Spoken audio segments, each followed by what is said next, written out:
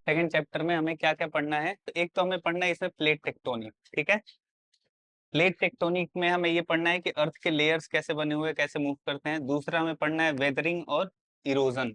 ठीक है, कि चीजें कैसे अर्थ में वेदर होती है, मतलब टूटती हैं, बनती हैं, इरोजन कैसे होता है। फिर ग्रेडेशन के एजेंट्स पढ़ने हैं, लैंडफॉर्म्स पढ़ने हैं और डिजास्टर्स पढ़ने हैं। यही 5 चीजें हैं इस पूरे के पूरे चैप्टर में। अब इसमें जो सबसे पहला टॉपिक था वो ये है कि प्लेट टेक्टोनिक क्या होता है। ये पढ़ा था हमने, प्लेट टेक्टोनिक क्या होता है। तो बेसिकली इसको ऐसे समझो कि सबसे पहले ये जो प्लेट टेक्टोनिक का थियरी है वो किसने दिया था, तो डब्ल्यू जे मॉर्गन ने। ठीक है, उन्होंने क्या बोला था कि हमारा जो अर्थ है उसका जो आउटर लेयर है वो एक सिंगल पीस में नहीं है। ठीक है, जैसे यहाँ पे देख सकते हैं कि ये पूरा का पूरा सिंगल पीस में नहीं है, जिगसॉ में है। अब इनको कैसे पता कि ये सिंगल पीस में नहीं है, अलग अलग टूटा है, क्योंकि हम अभी देख सकते हैं। ठीक है, हम देख करके बता सकते हैं कि ये बहुत सारे अलग अलग प्लेट्स हैं। ठीक है, लेकिन इन्होंने ये भी बाद में बोला था कि ये जो प्लेट्स हैं ये पहले एक थे, ये बाद में जा करके सारे के सारे अलग अलग टूटने लगे। तो ये कैसे पता चला, तो साइंटिस्ट ने इसको जिक्सॉ पजल समझते हो ना। जिक्सॉ पजल में क्या होता है कि जब इसके अलग अलग ये जो आउटर पीसेस हैं, जब इनको हम एक साथ ऐड करेंगे तो ये बहुत अच्छे से आपस में सेट हो जाते हैं। तो इसी वजह से इन्होंने क्या बोला कि ये पहले एक प्लेट्स थे और फिर ये टूट करके अभी बहुत सारे प्लेट्स में बने हुए हैं। बहुत सारे बड़े बड़े लार्ज प्लेट्स हैं और बहुत सारे छोटे छोटे भी प्लेट्स हैं, जिनको बोला जाता है टेक्टोनिक प्लेट। ठीक है, ये जो प्लेट्स हैं ये बहुत ही स्लोली मूव करते हैं, हर साल कुछ सेंटीमीटर ही मूव करते हैं। और इन्हीं प्लेट्स की मूव करने की वजह से, इन्हीं के मूवमेंट की वजह से क्या आता है, अर्थक्वेक आता है। ठीक है, तो अर्थक्वेक का सबसे बड़ा रीजन ये प्लेट टेक्टोनिक्स है, प्लेट मूवमेंट्स है। ठीक है, अब इसमें बेसिक चीज क्या है कि अर्थ का इस पूरे का मेन बेसिक चीज क्या है कि अर्थ का क्रस्ट जो है वो बहुत सारे मूविंग प्लेट्स में टूटा हुआ है, एक सॉलिड सेल नहीं है, एक सॉलिड ऐसे लेयर नहीं है। डब्ल्यू जे मॉर्गन जो है, इनका नाम याद रखना, जब भी एग्जाम में लिखने जाओगे तो ये या तो 1 नंबर में पूछेगा 1 मार्कर में कि प्लेट टेक्टोनिक थियरी किसने दिया था, ये बताओ। ठीक है, या फिर अगर तुमसे पूछे व्हाट इज प्लेट टेक्टोनिक, तो ये नाम अगर दोगे तो उससे तुम्हारे नंबर्स बढ़ेंगे। प्लेट टेक्टोनिक ऐसे याद रखो कि टेक्टोनिक प्लेट्स क्या है, they are the broken puzzle pieces of earth skin.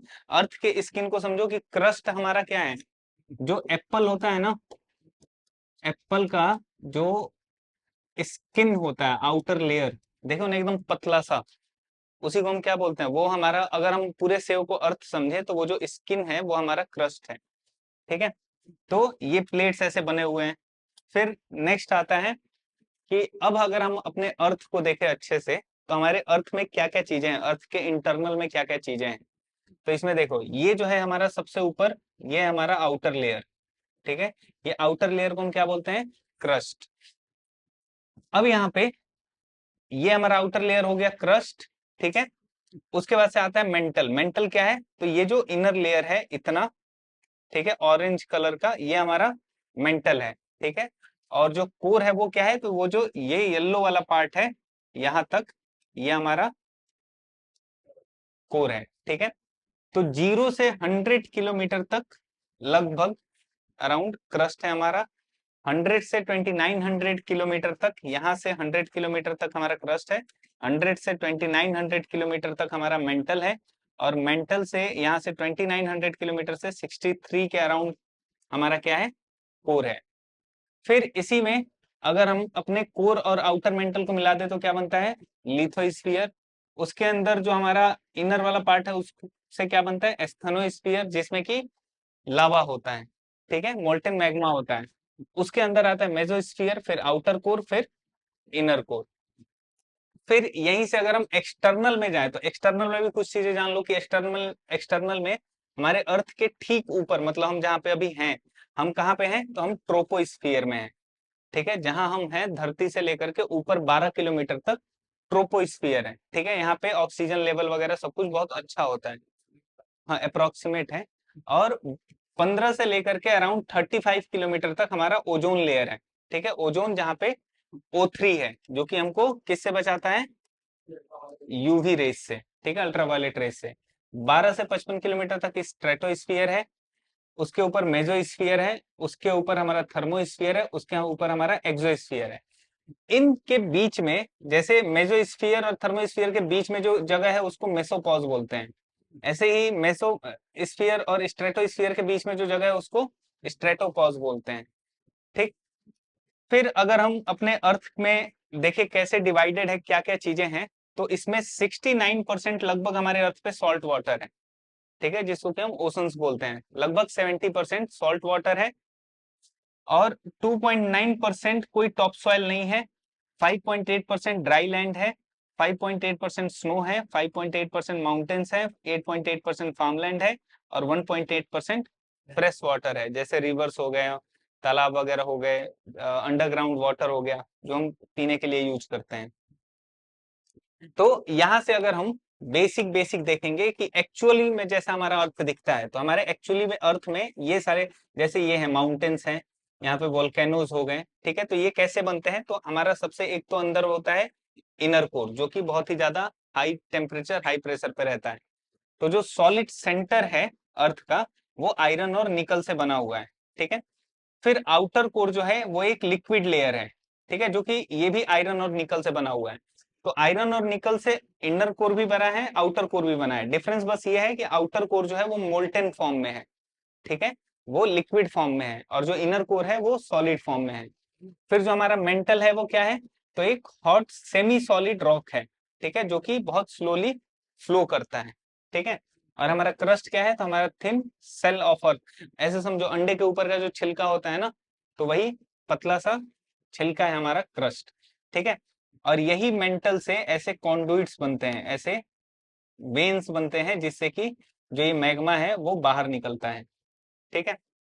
अब हमारे अर्थ पे कौन कौन सी चीजें हमें पढ़नी है, तो अभी पढ़नी है हमें आगे माउंटेन्स कैसे बनते हैं, वोल्केनोज क्या होते हैं, कैसे बनते हैं, अर्थक्वेक्स कैसे आते हैं, फिर इसी में गीजर्स भी आते हैं। अब यहाँ पे तो basically crust plus upper mantle क्या होता है, लिथोस्फीयर, जो कि एस्थेनोस्फीयर पे फ्लोट करता है। दो चीज सबसे मेन याद रखना है, लिथोस्फीयर पे हम हैं, लिथोस्फीयर एक स्लैब है जिसके ऊपर हम हैं, जो क्रस्ट और मेंटल से बना है, और ये एस्थेनोस्फीयर के ऊपर तैरता है। एस्थेनोस्फीयर क्या है, तो मोल्टेन मैग्मा है जिसके ऊपर लिथोस्फीयर तैरता रहता है। फिर नेक्स्ट आता है किस किस तरह के टाइप टाइप के टेक्टोनिक प्लेट्स होते हैं। ये तो हमने देख लिया कि टेक्टोनिक प्लेट्स हैं, कि टेक्टोनिक प्लेट्स में बटा हुआ है हमारा पूरा का पूरा अर्थ। लेकिन किस तरह के टेक्टोनिक प्लेट्स होते हैं, तो इसमें जैसे एक होता है कॉन्टिनेंटल प्लेट्स, ठीक है, जो कि सिर्फ और सिर्फ कॉन्टिनेंट्स कैरी करते हैं। ठीक है, मतलब उस पर पानी वानी नहीं होता, वैसे ओशियन ओशन वाला नहीं होता, तो ये ड्राई लैंड की तरह समझ लो। दूसरे होते हैं ओशियनिक प्लेट्स, जो कि ओशन फ्लोर्स को अपने ऊपर रखते हैं, जैसे पैसिफिक प्लेट। ठीक है, अभी ये भी देखेंगे। फिर तीसरा होता है मिक्स्ड प्लेट, जहां पे कॉन्टिनेंट्स और ओशंस दोनों एक साथ रहते हैं। तो अगर मेजर प्लेट देखें कौन कौन सा है, पैसिफिक, तो पैसिफिक कौन सा प्लेट है, तो ये है हमारा ओशियनिक प्लेट। ठीक है, ये है हमारा ओशियनिक प्लेट। ठीक। ऐसे ही अगर हम देखें हमारे यूरेशियन प्लेट, कि ये यूरेशियन प्लेट हो गया, ये इंडियन इंडो ऑस्ट्रेलियन प्लेट होता है। इंडो ऑस्ट्रेलियन प्लेट क्या हो गया, तो कॉन्टिनेंटल प्लेट हो गया। ऐसे ही हमारा नॉर्थ अमेरिकन प्लेट क्या हो गया, तो ये कॉन्टिनेंटल प्लेट हो गया। फिर ऐसे यहाँ पे नास्का प्लेट है, ये सारे अलग अलग, यहाँ पे अंटार्कटिक प्लेट है, यहाँ पे अरेबियन प्लेट है, यहाँ पे अफ्रीकन प्लेट है। तो ये सब अलग अलग प्लेट का मतलब कि अलग अलग जमीन है, अलग अलग स्लैब है, जिसके ऊपर पूरा का पूरा हमारा क्रस्ट बसा हुआ है। ठीक है। तो इसमें 7 मेजर प्लेट्स हैं और बाकी सारे माइनर प्लेट्स हैं। जैसे नाजका प्लेट माइनर प्लेट है एक, ठीक है। 7 मेजर में कौन से आ गए, तो अमेरिका के 2 आ गए, साउथ अफ्रीकन आ गए, फिर यूरेशियन आ गए, इंडो ऑस्ट्रेलियन आ गए, ठीक है, पैसिफिक आ गए। तो ये सब हमारे मेजर प्लेट्स हैं, बाकी सारे स्मॉल। तो इसको ऐसे याद रखो, पी एनएस से, पी का मतलब मटर और ये एनएस से, तो पीईए से क्या हुआ, पैसिफिक, यूरेशियन, अफ्रीकन, और एनएसए से क्या हुआ, तो नॉर्थ अमेरिकन, साउथ अमेरिकन और अंटार्कटिक, यानी कि इंडो ऑस्ट्रेलियन भी आ गया इसमें। ठीक है। तो पीएनएसए से याद कर लेना है, ये पूछ सकता है। 3 टॉपिक्स हैं जिसको कि पढ़ना है। ठीक है। हीट ट्रांसफर समझते हो ना, हीट जो होता है वो एक जगह से दूसरी जगह ट्रांसफर होता है। ठीक है। जैसे ठंड के मौसम में जब हम आग सेकते हैं, आग जला करके बैठते हैं सामने, तो हमारे हाथ गर्म हो जाते हैं। तो यहाँ पे क्या हो रहा है, कहीं और का आग हमारे हाथों तक आ रहा है, ठीक है, हीट ट्रांसफर हो रहा है। ऐसे ही हमने गैस चलाया, उस पे पानी रखा बर्नर पे, तो वो पानी हीट हो गया, तो हीट क्या हुआ, कहीं और से उस पानी में ट्रांसफर हो गया। तो हीट ट्रांसफर होने के तीन तरीके होते हैं, ठीक है। पहला तो हमेशा याद रखो कि जो हीट होता है वो हमेशा हाई टेम्परेचर से लो टेम्परेचर की तरफ हमेशा जाता है, ठीक है। कभी भी लो टेम्परेचर से हाई टेम्परेचर नहीं जाएगा, ठीक है। Heat will always move from high temperature to low temperature. अब ये तीन तरीके से मूव करता है, तीन तरीके हैं, एक होता है एडवेक्शन, एक होता है कन्वेक्शन और एक होता है कंडक्शन, ठीक है। अब एक एक समझते हैं। एडवेक्शन को समझो, यहाँ पे बल्क मूवमेंट होता है of fluid through fluid, liquid या फिर गैस। कन्वेक्शन में होता है heat is transfer through movement of fluid, और यहाँ पे होता है थ्रू डायरेक्ट कंटेक्ट। इनको एक एक को समझो। जैसे सबसे पहले देखते हैं कंडक्शन। कंडक्शन क्या होता है कि यहाँ पे डायरेक्ट कंटेक्ट होता है उन दो चीजों के बीच में जिनके बीच में हीट ट्रांसफर हो रहा है, ठीक है। जैसे इसका एग्जांपल है कि तुमने एक रॉड लिया और इस रॉड के एक कॉर्नर पे तुमने आग लगा दी, आग में रख दिया, और दूसरे को ऐसे फोल्ड कहीं पे या फिर हाथ से पकड़ लिया, ठीक है। जब तुम 5 मिनट 10 मिनट 15 मिनट तक उस रॉड को पकड़े रहोगे तो थोड़ी देर बाद तुम्हें वो गर्म यहाँ पे लगने लगेगा, ठीक है। यहाँ पे वो हीटनेस, उसका हॉटनेस फील होगा। तो यहाँ पे बेसिकली क्या हो रहा है कि हीट यहाँ से निकल करके और यहाँ तक ट्रांसफर हो रहा है, ठीक है। हीट यहाँ तक गया। अब ये जो हीट यहाँ तक गया, कैसे गया, तो ऐसा नहीं कि हवा में उड़ के चला गया, ये डायरेक्ट कांटेक्ट है, इसके एटम्स के थ्रू, इसके मॉलिक्यूल्स के थ्रू वो एक एक करके आगे तक बढ़ा है, ठीक है। तो इसको हम क्या बोलते हैं, इसको बोलते हैं कंडक्शन, ठीक है। कि जब पार्टिकल्स जो होते हैं मटेरियल में, जब वो कांटेक्ट में आते हैं तो वो हीट को ट्रांसफर करते हैं अपने नेबरिंग पार्टिकल्स को। क्यों? क्योंकि हीट जो है हाई टेम्परेचर से लो टेम्परेचर जाएगा, तो ये वाला गर्म होकर के हाई टेम्परेचर हो गया, इसके बगल वाला अभी लो टेम्परेचर है, तो उसको ट्रांसफर करेगा, फिर वो उसके बगल वाले को करेगा। तो ऐसे करते करते हीट यहाँ तक फ्लो करेगा। इसका एक एग्जांपल कि जैसे तुम चाय के प्याली में गर्म हो, उसमें तुम चम्मच डाल दो, थोड़ी देर बाद चम्मच को टच करोगे ऊपर से, तो जो पार्ट नहीं भी अंदर डला होगा वो भी गर्म लगेगा, ठीक है। दूसरा आता है कन्वेक्शन। कन्वेक्शन में क्या होता है, तो इट इट यहाँ पे जो हीट है वो ट्रांसफर होता है through movement of fluid due to density differences. Bulk movement का मतलब एक साथ में बहुत ज्यादा मूव करना, बल्क का मतलब ज्यादा, ठीक है। तो यहाँ पे जो हीट है वो ट्रांसफर होता है through the movement of fluid, मतलब कि डेंसिटी डिफरेंस की वजह से। जैसे यहाँ पे जो हीटेड फ्लूइड है वो लेस डेंस बनेगा और राइज करेगा, ठीक है। हमेशा याद रखना कि जो हॉट चीजें होती हैं वो लाइट वेट होती हैं, ठीक है, और जो कोल्ड चीजें होती हैं वो हैवी वेट होती हैं, ठीक है। तो जो चीजें लाइट है वो क्या होंगी, वो ऊपर की तरफ जाएंगी, ठीक है। जो चीजें लाइट है वो ऊपर की तरफ जाएंगी और जो चीजें कोल्ड है वो हैवी है, तो वो कहाँ जाएंगी, वो नीचे की तरफ जाएंगी, ठीक है। तो पानी कैसे गर्म होता है, कन्वेक्शन के थ्रू होता है। कैसे होता है कि it is a bulk process. यहाँ पे हमने हीट जलाया, ठीक है। अब पहले क्या होगा कि पहले ये जो नीचे वाला पार्ट है पानी के लेयर का, ये जो कि इस बर्नर से चिपका हुआ है, पहले ये गर्म होगा, ठीक है। गर्म होकर के ये लाइट वेट हो जाएगा, लाइट वेट होकर के ये गर्म वाला पानी ऊपर जाएगा, फिर यहाँ से ठंडा वाला पानी नीचे आएगा, ठीक है। फिर ये प्रोसेस चलता रहेगा अनटिल ये पूरे पानी का टेम्परेचर एक बराबर ना हो जाए, यानी कि 100 डिग्री सेल्सियस ना हो जाए, ठीक है। क्लियर हुआ यहाँ तक, कोई डाउट? तो ऐसे यहाँ पे हीट ट्रांसफर हो रहा है, तो इसको बोलते हैं कन्वेक्शन, ठीक है। जैसे boiling of water in a pot, या फिर लैंड और सी ब्रीज पढ़े होगे, वहां पे भी सेम चीज होता है। या फिर अर्थ के मेंटल का हीट होना, या फिर रूम में एयर का सर्कुलेशन होना, ठीक है, ये सब कन्वेक्शन के थ्रू होता है। फिर आता है एडवेक्शन। एडवेक्शन क्या होता है कि यहाँ पे भी हीट जो है वो बल्क में ट्रांसफर होता है थ्रू फ्लूइड, लिक्विड या फिर गैस। ये कैसे काम करता है कि जब भी कोई फ्लूइड, जैसे एयर या फिर वाटर, एयर क्यों बोल रहा है, क्योंकि एयर भी कई बार पानी कंटेन करता है, मॉइस्चरस होता है, ठीक है। तो जब भी कोई फ्लूइड, एयर या फिर वाटर, तो एयर भी कई बार, एयर भी तो फ्लूइड है ना, एयर भी मूव करता है। तो जब भी कोई फ्लूइड, एयर या वाटर हीट होता है in one place and it becomes less dense and rises और मूव्स टू अनदर एरिया, तो वो अपने साथ हीट भी कैरी करके ले जाता है। जैसे सपोज करो कि यहाँ का जो एयर है वो बहुत ज्यादा वार्म हो गया और यहाँ का एयर नहीं है उतना वार्म। यहाँ की सन रेज की वजह से सन की रेज मान लो यहीं पे ज्यादा पड़ रही है, तो यहाँ का एयर है बहुत ज्यादा हीट हुआ, हीट होकर के वो क्या होगा, लाइट वेट हो गया, तो वो क्या करेगा, ऊपर की तरफ उठेगा, तो वो ऊपर की तरफ उठा और कहीं और चला गया, कहीं और जा करके वो हीट अपने साथ लेता गया। ठीक है, तो अब यहाँ का जो हीट है वो कहाँ चला गया, यहाँ चला गया। ठीक है, तो इसी को हम क्या बोलेंगे कि ये, सॉरी, ये एडवेक्शन है। ठीक है, जैसे इसका एक एग्जांपल क्या है, तो ओशन करंट्स जो होते हैं, करंट का मतलब क्या होता है, anything which flows is called current. ठीक है, जो भी चीज फ्लो करती है वो करंट होता है, उसके करंट के पीछे नाम जोड़ते जाओगे तो अलग अलग आता है। जैसे इलेक्ट्रिक करंट तो इलेक्ट्रिसिटी का फ्लो करना, ठीक है, ओशन करंट तो ओशंस का फ्लो करना, उसके पानी का मूव करना। ओशन जो होते हैं ना, दो तरीके से फ्लो करते हैं, एक तो हमको दिखता है उसका सरफेस, ठीक है, जो कि वो हमेशा ऐसे ड्रम की तरह रोल करता हुआ जाता है, वो करंट नहीं है। ठीक है, वो दूसरी चीज है, वो आता है कि जब हवा ऐसे उसके पानी के ऊपर से होकर के जाता है, तो वो बस उसके ऊपर के सरफेस को, पानी को उठाता है छोड़ देता है, उठाता है छोड़ देता है, तो हमें दिखता है कि रोल हो रहा है। एक्चुअल जो ओशन करंट्स होते हैं वो नीचे वाले पानी में होते हैं। ठीक है, जो सरफेस की तरफ जो पानी है वो मूव करते हैं।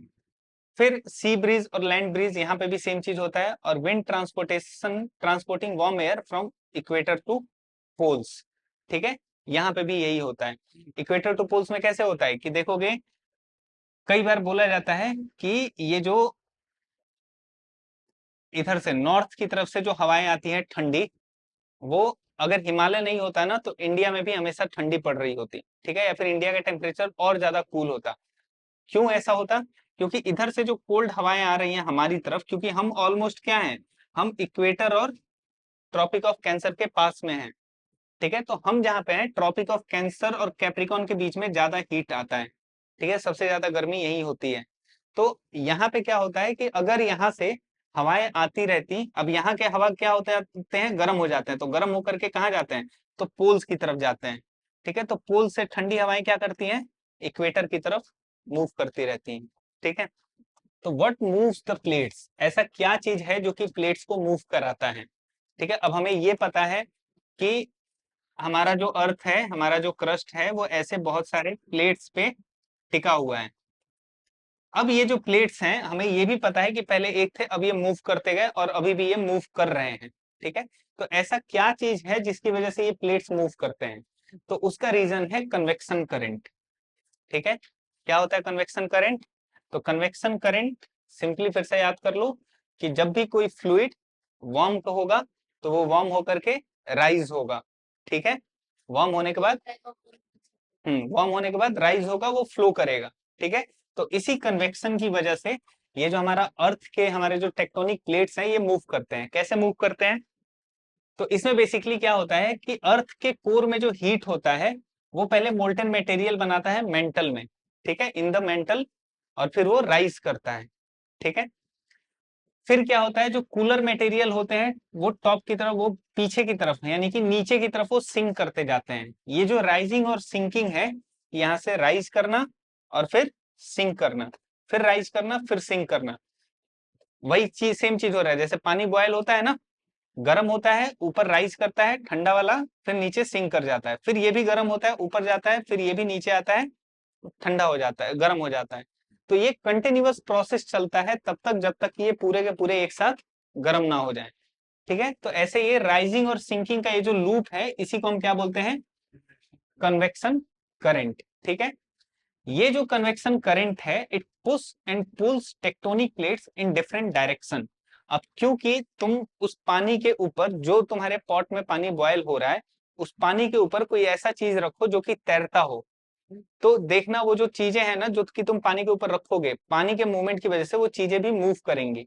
ठीक है, कोई एक पतला सा प्लेट टाइप का एक कोई लो लेयर, और उसको पानी के ऊपर रख दो, जो वो जो डूबे नहीं, जो सिर्फ तैरता रहे, तो जैसे जैसे वो पानी बॉयल होगा, वैसे वैसे वो जो प्लेट है वो हिलेगा, मूव करेगा। सेम चीज यहाँ पे भी होता है। ये प्लेट सिंपली क्या है, इस पानी के ऊपर, इस फ्लूइड के ऊपर एक प्लेट रखे हुए हैं, तो जैसे जैसे ये बार बार ऐसे बॉयल होगा ये क्या करेगा, इसको मूव कराएगा, ठीक है, इसके डायरेक्शन चेंज करेगा। तो यही कह रहा है कि जो कन्वेक्शन करंट है ये पुश करता है, पुल करता है किसको, टेक्टोनिक प्लेट्स को इन डिफरेंट डायरेक्शंस, ठीक है। और हीट जो है वो यहाँ पे तीन तरीके से मूव करती है, एडवेक्शन, कन्वेक्शन और कंडक्शन। अब यहाँ पे सिंपली यही होता है, जितनी बार ये मूव करेंगे, ठीक है, जितनी बार ये मूव करेंगे, जितनी बार ये बॉयल होंगे, उतनी बार ये जो प्लेट्स हैं ये हिलेंगे और इनके डायरेक्शन चेंज होंगे। कैसे चेंज होंगे, तो कभी ये ऐसे दूर जाएंगे, ठीक है, अगर दूर होंगे तो कभी ये पास में आएंगे, कभी ऐसे टकराएंगे, तो ये हमेशा टकराए रखेंगे, ठीक है। कभी भी पानी बॉयल करना, उसमें दो चीजें डाल दो, देखोगे वो कैसे टकरा रही हैं पानी के बॉयल होने की वजह से, ठीक है। तो ये हमेशा ऐसे होता है। या फिर केतली देखे हो, कोई चीज लो और पानी बॉयल हो रहा हो, ऊपर से ढक दो उसको, ठीक है, जैसे चावल बन रहा हो या कुछ बन रहा हो, कुकर में नहीं, किसी नॉर्मल पॉट में, और उसको ऊपर से प्लेट से ढको, देखो वो प्लेट अपने आप उठने लगेगा, ठीक है, या फिर हिलने लगेगा। तो यही सेम चीज यहाँ पे होता है इनके साथ। तो राइजिंग करंट की वजह से हॉट मटेरियल, हॉट जो मेंटल का मटेरियल होता है वो राइज होता है अपवर्ड की तरफ, यानी कि ऊपर की तरफ। इसकी वजह से जो राइजिंग मटेरियल है वो प्लेट्स को अपार्ट करता है, मतलब कि दूर भेजता है, ठीक है, या फिर दूर होंगे तो पास लेकर के आएगा। और जो सिंकिंग करंट होगा, जो कि कूलर मटेरियल होंगे, वो सिंक डाउन होंगे और सबडक्शन जोन्स बनाएंगे, जैसे यहाँ पे बन सकता है, ठीक है। यहाँ पे कैसे हो सकता है, फिर से समझो, यहाँ पे दो प्लेट्स हैं, ठीक है, दो प्लेट्स ऐसे हैं, अगर यहाँ पे राइज कर रहा है तो इसका मतलब ये इनको क्या करेगा, दूर भेजेगा, ठीक है, ये दोनों के दोनों क्या करेंगे, दूर जाएंगे ऐसे, ठीक है। अब यहाँ पे ये दूर जा रहे हैं, अब सेम चीज यहाँ पे देखो क्या हो रहा है, यहाँ पे कूल डाउन हो रहा है, कूल डाउन वाला है, तो ये नीचे की तरफ जा रहा है। तो जब ये इधर जाएगा तो ये वाला क्या करेगा, इसको ऐसे समझो कि ये एक प्लेट है और यहाँ वाला अगर कूल डाउन होकर के नीचे आ रहा है तो इसका मतलब यहाँ वाला ऊपर जा रहा होगा, ठीक है। तो ये भी इसको क्या कर रहा होगा, इधर की तरफ पुश कर रहा होगा, ठीक है, और ये इसको तो इधर की तरफ कर ही रहा है। तो यहाँ पे दोनों दूर जा रहे हैं, लेकिन यहाँ पे दोनों क्या हो रहे हैं, पास आ रहे हैं, ठीक है। अब ये वाला इधर जा रहा है और ये वाला इधर आ रहा है, तो यहाँ पे क्या होगा कि जो कूल वाला पार्ट होगा, ये क्योंकि ये नीचे की तरफ जा रहा है, तो यहाँ का जो प्लेट होगा वो नीचे की तरफ सबडक्ट हो जाएगा। तो यहाँ पे सबडक्शन जोन्स बनते हैं, ये हम अभी आगे पढ़ेंगे कैसे होते हैं। यहाँ पे रिजेस बनते हैं, ये भी अभी पढ़ेंगे कि ये रिजेस क्या होते हैं, रिजेस कैसे बनते हैं, ठीक है। और यहाँ पे इनको हम बोलते हैं डाइवर्जेंट बाउंड्रीज, ठीक है, जहाँ पे डाइवर्ज हो रही हैं। हमने ये तो देख लिया कि सबसे पहले प्लेट मूव क्यों करता है, चाहे वो दूर जा रहा हो, चाहे वो पास आ रहा हो, चाहे वो ऐसे स्लाइड कर रहा हो, कुछ भी कर रहा हो, तो उसका रीजन क्या है, कन्वेक्शन करंट, ठीक है। उसके नीचे का जो मोल्टेन मैग्मा है, मोल्टेन लावा है, वो बार बार बॉयल हो रहा है, बॉयल होगा, वो हॉट, जितना ज्यादा हीट होगा उतना ज्यादा वो प्लेट को मूव कराएगा। अब जो ये मूवमेंट है वो किस किस तरह का होता है, तो एक होता है कि दो प्लेट्स दोनों पास में आए, दूसरा होता है कि दोनों प्लेट्स एक दूसरे से दूर जाएं, और तीसरा हो सकता है कि दोनों प्लेट्स एक दूसरे को ऐसे हॉरिजॉन्टली स्लाइड कर जाएं, ठीक है, ये तीन चीजें हो सकती हैं। अब यहाँ पे सबसे पहला इसमें आता है कन्वर्जेंट, ठीक है। कन्वर्जेंट का मतलब क्या, कि दोनों के दोनों पास आ रहे हैं, ठीक है, ये दो प्लेट्स पास आ रहे हैं। तो जब भी कन्वर्जेंट होता है तो हमेशा जो एक कन्वर्जेंट बाउंड्री होती है वो ये होती है जहां पे दो प्लेट्स एक दूसरे की तरफ मूव कर रहे हो, जैसे यहाँ पे मूव कर रहे हैं, ठीक है, दोनों प्लेट, दो कॉन्टिनेंटल प्लेट्स एक दूसरे की तरफ मूव कर रहे हैं। जब ये कॉन्टिनेंटल प्लस कॉन्टिनेंटल दो प्लेट्स हैं, दोनों के दोनों कॉन्टिनेंटल हैं, ये भी याद रखना है कि दो कॉन्टिनेंटल होंगे तो क्या होगा, दो ओशियनिक होंगे तो क्या होगा, और एक कॉन्टिनेंटल एक ओशियनिक होगा तो क्या होगा। तो यहाँ पे कन्वर्जेंट में जब दो कॉन्टिनेंटल प्लेट्स एक दूसरे से टकराएंगी, जब एक दूसरे के पास आएंगी, तो वहां पे क्या बनता है, फोल्ड माउंटेन बनता है। फोल्ड का मतलब जो फोल्ड होकर के ऐसे माउंटेन बन रहा है। इसका एग्जाम्पल क्या है हमारा, जैसे हिमालय, ठीक है, हिमालय इसका एक एग्जाम्पल है। तो यहाँ पे क्या हो रहा है, बेसिकली सबसे पहले क्या हुआ कि दो प्लेट्स थी, दोनों एक दूसरे की तरफ मूव करके आई, ठीक है। फिर क्या हुआ कि जब दोनों एक दूसरे से टकराई, जब दोनों का कोलिजन हुआ तो कंप्रेस हुआ, ठीक है, जब दो चीजें ऐसे कोलाइड की तो कंप्रेशन हुआ पहले इनके बीच में। फिर ये रॉक्स यहाँ पे फोल्ड होने लगी, ठीक है।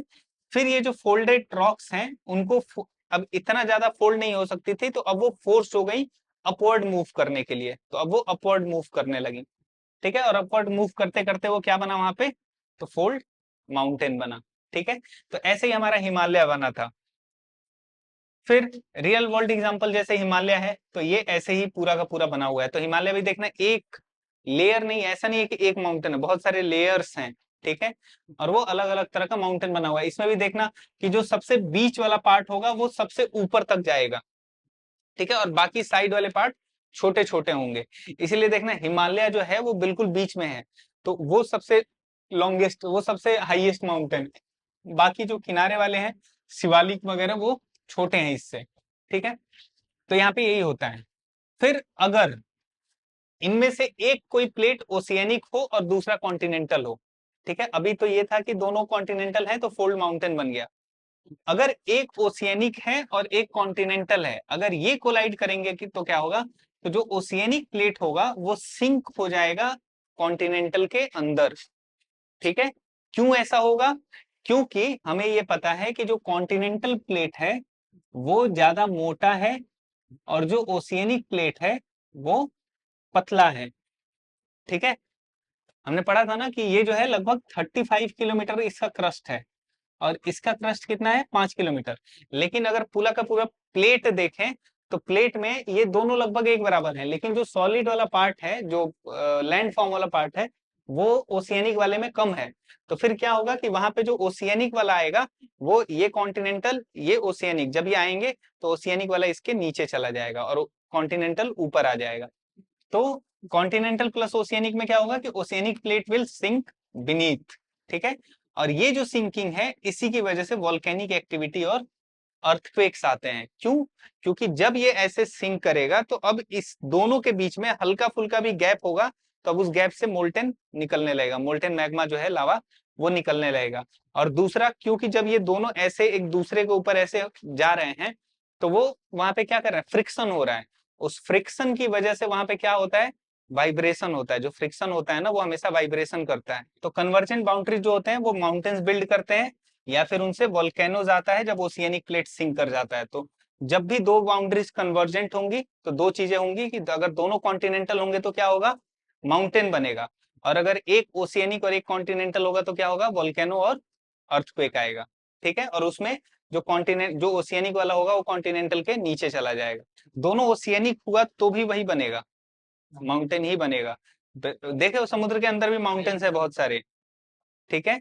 तो दोनों अगर ओशियनिक है तो भी माउंटेन, दोनों कॉन्टिनेंटल है तो भी माउंटेन। देखो अगर ये दोनों के दोनों सेम बुक हैं, ठीक है, तो चाहे ये दोनों कॉन्टिनेंटल है चाहे ये दोनों ओशियनिक है, दोनों का लगभग मोटापा सब कुछ एक जैसा है।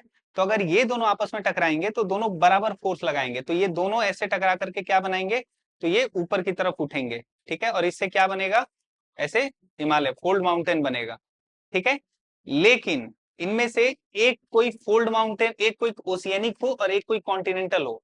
जैसे ये हमारा क्या है, ओशियनिक है क्योंकि ये पतला होता है, और ये हमारा कॉन्टिनेंटल है। तो ये दोनों जब टकराएंगे तो कभी पॉसिबल नहीं है कि ये जो है वो इसको फोल्ड कर दे, नहीं कर पाएगा। तो ये हमेशा इसके नीचे चला जाएगा, ठीक है। तो यही डिफरेंस होता है। नेक्स्ट आता है डाइवर्जेंट बाउंड्रीज, ठीक है। डाइवर्जेंट क्या होते हैं, तो यहाँ पे एक दूसरे से दूर जा रहे हैं, ठीक है। तो डाइवर्जेंट में क्या होता है कि जब भी कोई डाइवर्जेंट बाउंड्री होती है जहां पे दो प्लेट्स एक दूसरे से दूर जा रहे हैं, ठीक है। यहाँ पे क्या होता है कि मैग्मा राइज होता है from below to fill the gap between the plates, और फिर इससे नए क्रस्ट और नए फीचर्स आते हैं जैसे मिड ओशियनिक रिजेस। क्या मतलब होता है इसका, जैसे एक मिड अटलांटिक रिज इसका एग्जाम्पल है। अब फिर देखो यहाँ पे दो प्लेट्स हैं, दोनों प्लेट्स एक दूसरे से दूर जा रही हैं, ठीक है। मान लो कि दोनों के दोनों ओशियनिक क्रस्ट हैं, ठीक है। दोनों के दोनों एक दूसरे से दूर जा रहे हैं, तो जब दूर जाएंगे तो बीच में क्या आएगा, यहाँ पे गैप आएगा, ठीक है। इस गैप को फिल करने के लिए जो मैग्मा है अंदर, वो मैग्मा क्या करेगा, राइज करना शुरू कर देगा, क्योंकि वो हीट हॉट तो पहले से ही है, हॉट है तो लाइट वेट है, वो ऊपर की तरफ जाएगा। तो वो फिल करने के लिए इस गैप को ऊपर की तरफ आएगा, ठीक है। तो यहाँ पे ये होता है कि सबसे पहले तो मैग्मा राइज होता है, दूसरा इसी की वजह से नए क्रस्ट फॉर्म होते हैं। नए क्रस्ट कैसे फॉर्म हो रहे हैं, ये कन्वर्जेंस में नए क्रस्ट फॉर्म नहीं होते, इसमें होते हैं। क्यों, क्योंकि जब वो मैग्मा ऊपर आएगा तो फिर वो थोड़े टाइम बाद कूल डाउन होगा, और कूल डाउन होने के बाद फिर उसका एक नया क्रस्ट बनेगा, तो एक नया क्रस्ट बनता है इसकी वजह से, मतलब कि एक नया लेयर बन जाता है। समझ में आया क्रस्ट फॉर्म होने वाली बात, कि क्रस्ट कैसे फॉर्म होता है, कि दो ये पहले से प्लेट्स थी, दो ये पहले से क्रस्ट थे, अब ये अगर दूर गए तो बीच वाला जो जगह है वहां पे मैग्मा आ गया, मैग्मा कूल डाउन, मैग्मा भी क्या है एक तरीके से अर्थ पे जो क्रस्ट में जो मटेरियल्स हैं वही तो लगभग मैग्मा में ही भी हैं, तो मैग्मा जब ऊपर आएगा कूल डाउन होगा तो वो भी तो वही क्रस्ट बनेगा ना कूल डाउन होने के बाद, तो यहाँ पे नया क्रस्ट फॉर्म होता है। दूसरा कि यहाँ पे रिजेस बनते हैं, रिजेस इनको बोलते हैं जहाँ पे ऐसे फीचर्स हो, ऐसे शेप हो, तो उसको रिजेस बोलते हैं। तो पहले क्या हो रहा है इसमें कि प्लेट्स पहले एक दूसरे से दूर जा रही हैं, बीच में गैप आ रहा है, गैप को फिल करने के लिए यहाँ से मैग्मा राइज हो रहा है और यहाँ पे आकर के बिटवीन द प्लेट्स वो इकट्ठा होता जा रहा है, फिर वो मैग्मा कूल डाउन होगा, सॉलिडिफाई होगा और फिर उससे एक नया ओशियनिक क्रस्ट बनेगा, ठीक है। और फिर वहां पे क्या होगा, ये जो रीजेस हैं वो बनेंगे, जैसे कंटिन्यूअस इरप्शन जब होगा मैग्मा बार बार आता रहेगा तो वहां पे रीजेस बनेंगी जो कि धीरे धीरे हाइट में ऊपर बढ़ती जाती है, माउंटेन की तरह होता है, लेकिन माउंटेन के जितना बढ़ता नहीं है, वो थोड़ा सा ही बढ़ता है, इसीलिए इसको रीजेस बोलते हैं, ठीक है। और यहीं से मिड ओशियनिक रिज, यानी कि ओशन के बीच में रिज बनता है जिसको मिड ओशियनिक रिज बोलते हैं। Long under water mountain range is formed where new crust is constantly created, ठीक है। तो इसका एक एग्जांपल है मिड अटलांटिक रिज, इसका जब फोटो देखोगे ना तो एग्जैक्टली ऐसा दिखता है, गूगल पे सर्च करना, ठीक है। तो डाइवर्जेंट बाउंड्रीज जो होती हैं वो नया क्रस्ट बनाती हैं, क्यों, क्योंकि प्लेट्स दूर जा रहे हैं, बीच में जगह खाली हो रहा है, तो मैग्मा वहां से ऊपर की तरफ आएगा, ठीक है, तो इससे नया क्रस्ट बनता है। नेक्स्ट आता है ट्रांसफॉर्म बाउंड्रीज, ठीक है। क्या होता है ट्रांसफॉर्म बाउंड्रीज, तो ये हॉरिजॉन्टली स्लाइड करते हैं, ठीक है, या तो ये ऐसे करेंगे, नहीं तो ये मतलब जरूरी नहीं एग्जैक्टली ऐसे, बस ये चिपक करके ऐसे स्लाइड होंगे, ठीक है। तो इसमें क्या होता है कि यहाँ पे ट्रांसफॉर्म बाउंड्री जो होती है, जहाँ पे प्लेट्स जो हैं एक दूसरे से पास स्लाइड पास्ट होते हैं ऐसे, ठीक है।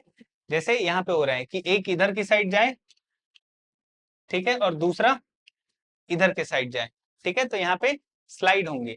यहाँ पे ना तो कोई क्रस्ट बनता है ना तो कहीं कुछ डिस्ट्रॉय होता है, हमेशा याद रखना कन्वर्जेंट में क्रस्ट क्या होगा, डिस्ट्रॉय होगा, या तो डिस्ट्रॉय होगा या तो फोल्ड होगा, दो चीजें होंगी, कि कन्वर्जेंट में या तो फोल्ड हो जाएगा या तो वो डिस्ट्रॉय हो जाएगा, ठीक है। डाइवर्जेंट में क्या होता है, डाइवर्जेंट में क्रस्ट क्रिएट होता है, फॉर्म होता है, ठीक है। और ट्रांसफॉर्म में न तो डिस्ट्रॉय होता है न तो क्रिएट होता है, ठीक है। ये जो स्लाइडिंग मोशन है इसकी वजह से मेनली जो सबसे इंपॉर्टेंट चीज होती है वो क्या होता है, अर्थक्वेक, ठीक है, इसकी वजह से अर्थक्वेक होता है, जैसे San Andreas fault United States में बहुत ज्यादा अर्थक्वेक होता है। अभी हम देखेंगे अर्थक्वेक क्यों होता है और कहाँ पे सबसे ज्यादा होता है, जैसे ये समझ जाओगे तो ये भी समझ जाओगे कि अर्थक्वेक हमारे यहाँ कभी होगा कि नहीं। तो ट्रांसफॉर्म बाउंड्री जो है वो अर्थक्वेक्स लाती हैं और जो प्लेट्स है वहां पे एक दूसरे से ग्राइंड पास्ट करते हैं, ऐसे चिपकते हुए जाते हैं। इसका एक एग्जांपल है सैन एंड्रीज फॉल्ट यूएसए में, जो कि यहाँ पे ट्रांसफॉर्म बाउंड्रीज दिखाता है।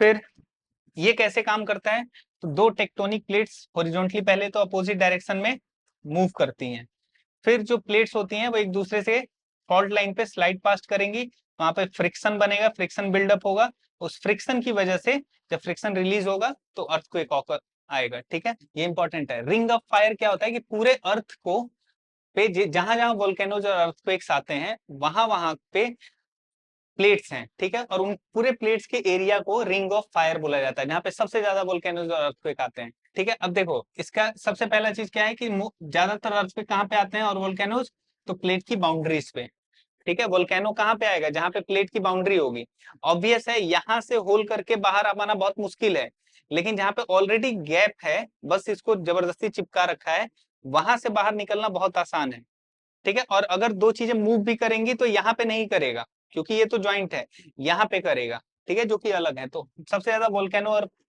अर्थक्वेक यहीं पे आते हैं। जो पैसिफिक ओशियन के अराउंड जो रीजन है जहाँ पे इंटेंस एक्टिविटी होती है इन सब चीजों की, उसको हम बोलते हैं रिंग ऑफ फायर, ठीक है। इंडिया में भी मेजर अर्थक्वेक आए थे 2001 गुजरात में, ठीक है। अब इसको हमें अच्छे से समझना है कि ये क्या क्या चीजें होती हैं, जैसे इस रिंग ऑफ फायर में अराउंड द पैसिफिक ओशियन ये रिंग ऑफ फायर ऐसे बना हुआ है, ये जितना भी ये दिख रहा है ना, यही है हमारा रिंग ऑफ फायर, ठीक है। ये अराउंड 75% के जो वर्ल्ड के एक्टिव वोल्केनोज और 90% जो अर्थक्वेक होते हैं वो यहीं पे आते हैं, पैसिफिक रिंग ऑफ फायर के पास सबसे ज्यादा। ठीक है, क्यों, इसका रीजन क्या है? क्योंकि ये प्लेट्स ओशन वाले हैं, पैसिफिक ओशन का है, बहुत पतला है, मूव करना उसका आसान है, बाकी प्लेट्स बहुत स्लोली मूव करते हैं।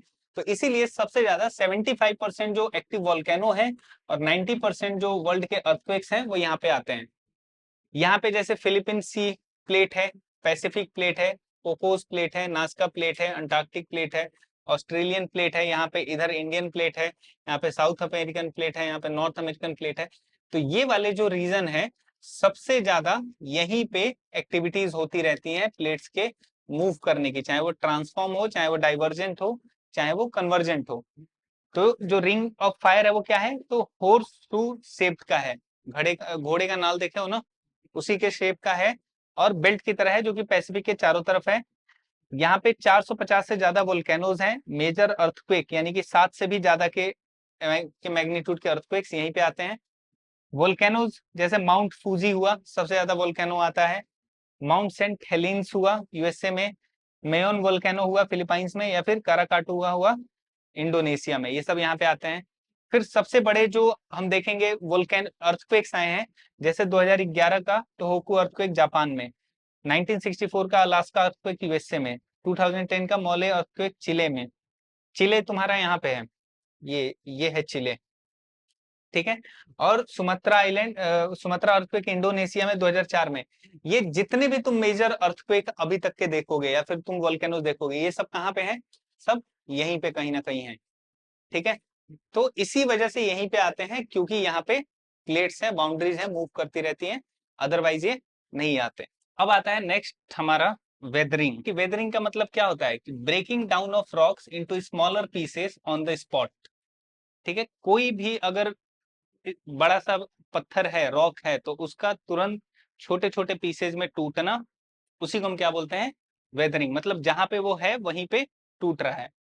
ठीक है, इसमें movement of the broken material नहीं होता, मतलब कि जो मटेरियल ब्रेक डाउन हो रहे हैं, यहाँ से जो ब्रेक हो रहे हैं, उनका मूवमेंट नहीं होता, सिर्फ ब्रेक डाउन होता है, टूटेंगे वहीं के वहीं पड़े रहेंगे।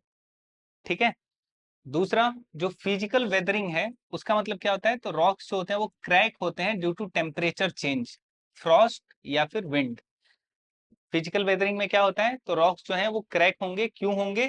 या तो टेम्परेचर में चेंजेस आएंगे उसकी वजह से, या तो फ्रॉस्ट की वजह से, या तो विंड की वजह से।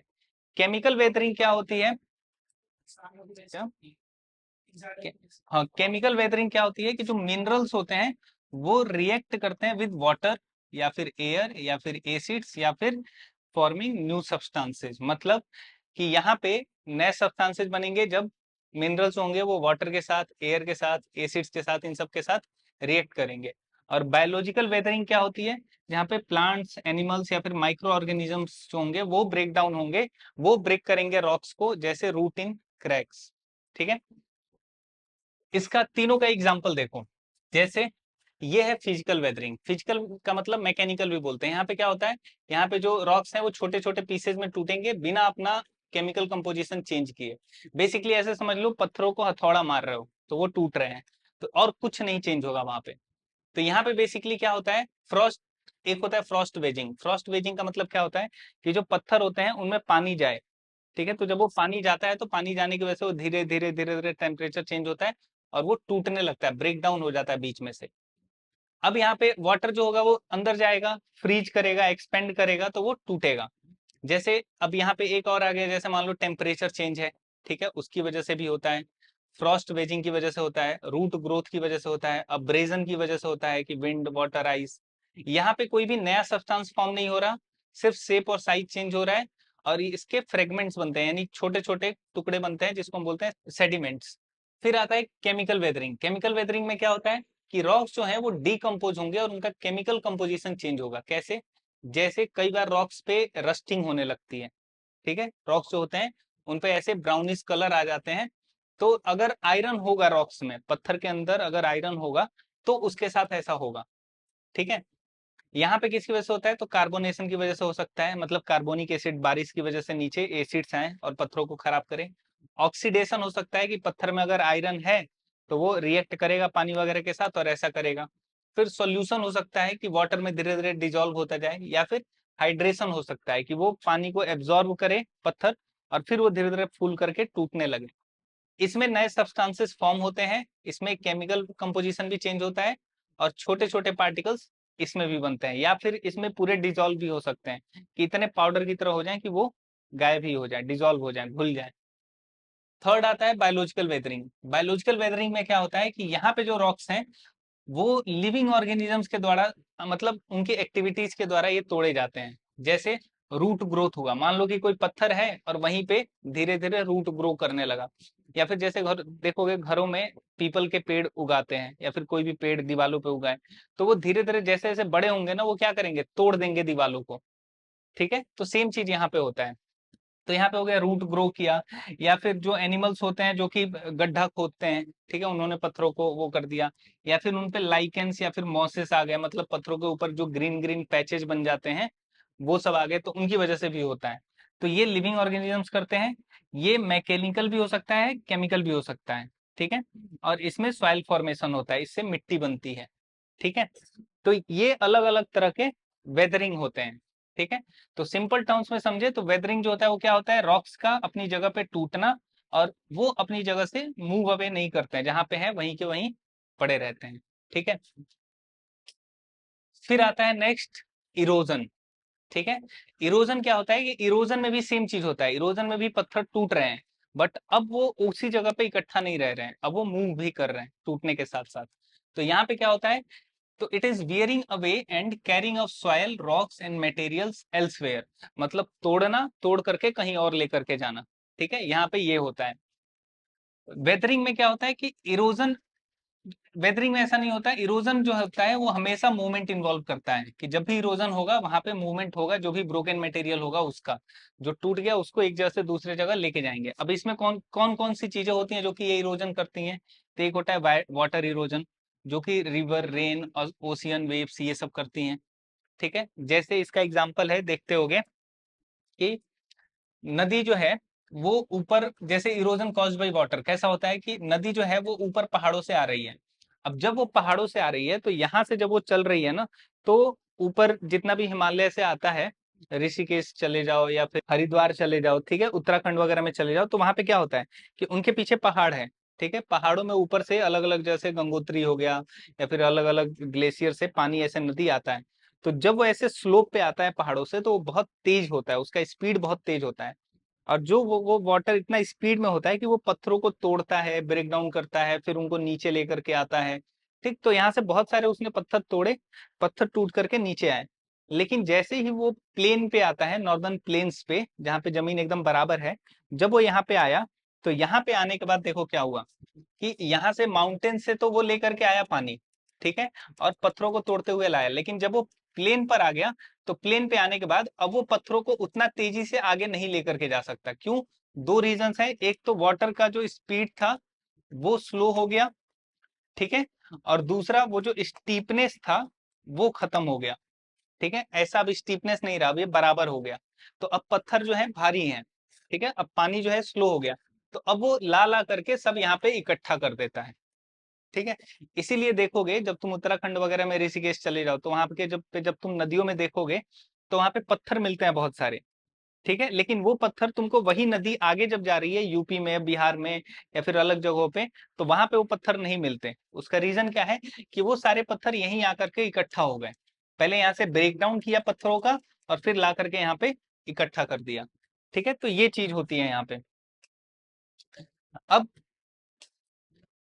तो वाटर इरोजन ये करता है। दूसरा विंड इरोजन होता है। विंड इरोजन क्या करता है, तो विंड इरोजन यहाँ पे हवा की वजह से पत्थरों का टूटना या फिर चीजों का टूटना और एक जगह से दूसरी जगह लेकर के जाना।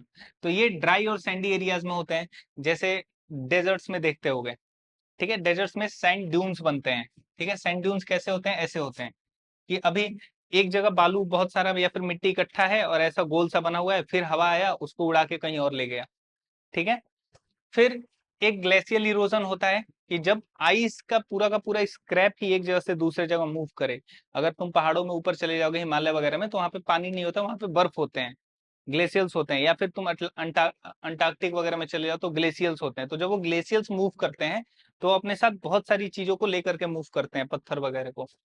फिर एक हो गया कोस्टल इरोजन, की सी के जो वेव्स आते हैं उससे भी बहुत सारी चीजें इधर उधर मूव करती हैं या फिर उनमें चेंजेस आते हैं।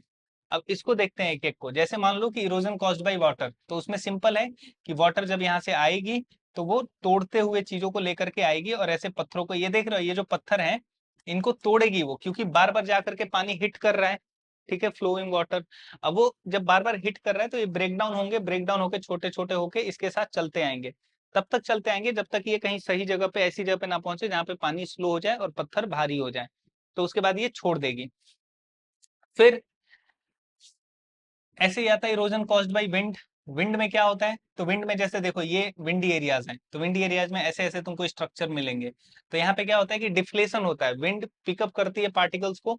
अब यहाँ पे सिर्फ विंड नहीं होता, यहाँ पे होता क्या है ना, कि जब यहाँ से हवा बहुत तेजी से चल रही है तो वो अपने साथ सिर्फ हवा नहीं, वो छोटे छोटे मिट्टी के पत्थर के पार्टिकल्स भी उड़ा रही है अपने साथ। अब जब वो बहुत सारे पार्टिकल्स आ करके बार बार इनसे टकराएंगे तो ये थोड़ा थोड़ा थोड़ा थोड़ा हमेशा इरोजन करेंगे, ठीक है, उनको वहां से तोड़ते जाएंगे, और यही टूटते टूटते ऐसे स्ट्रक्चर्स बन जाते हैं। फिर धीरे धीरे ये पूरा का पूरा स्ट्रक्चर भी टूट जाएगा, ये पूरा खत्म हो जाएगा।